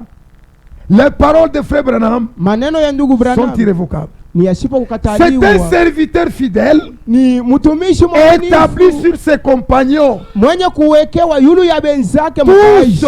Bote ont l'esprit de Josué. beko na roho ya Yoshua. C'est-à-dire pour distribuer la nourriture Njoo kugawanya au chakula temps convenable. wakati yenye Nous kufai. tous ici, Si bote nous distribuons la nourriture tuko na kabula au temps chakula convenable. wakati yenye Si vous kufai. croyez cette nourriture, Naamini hii chakula vous aurez le Saint-Esprit mkiamini et mutapata roho vous aurez l'enlèvement. na mutanyanyuliwa. Alléluia. Que Dieu vous bénisse.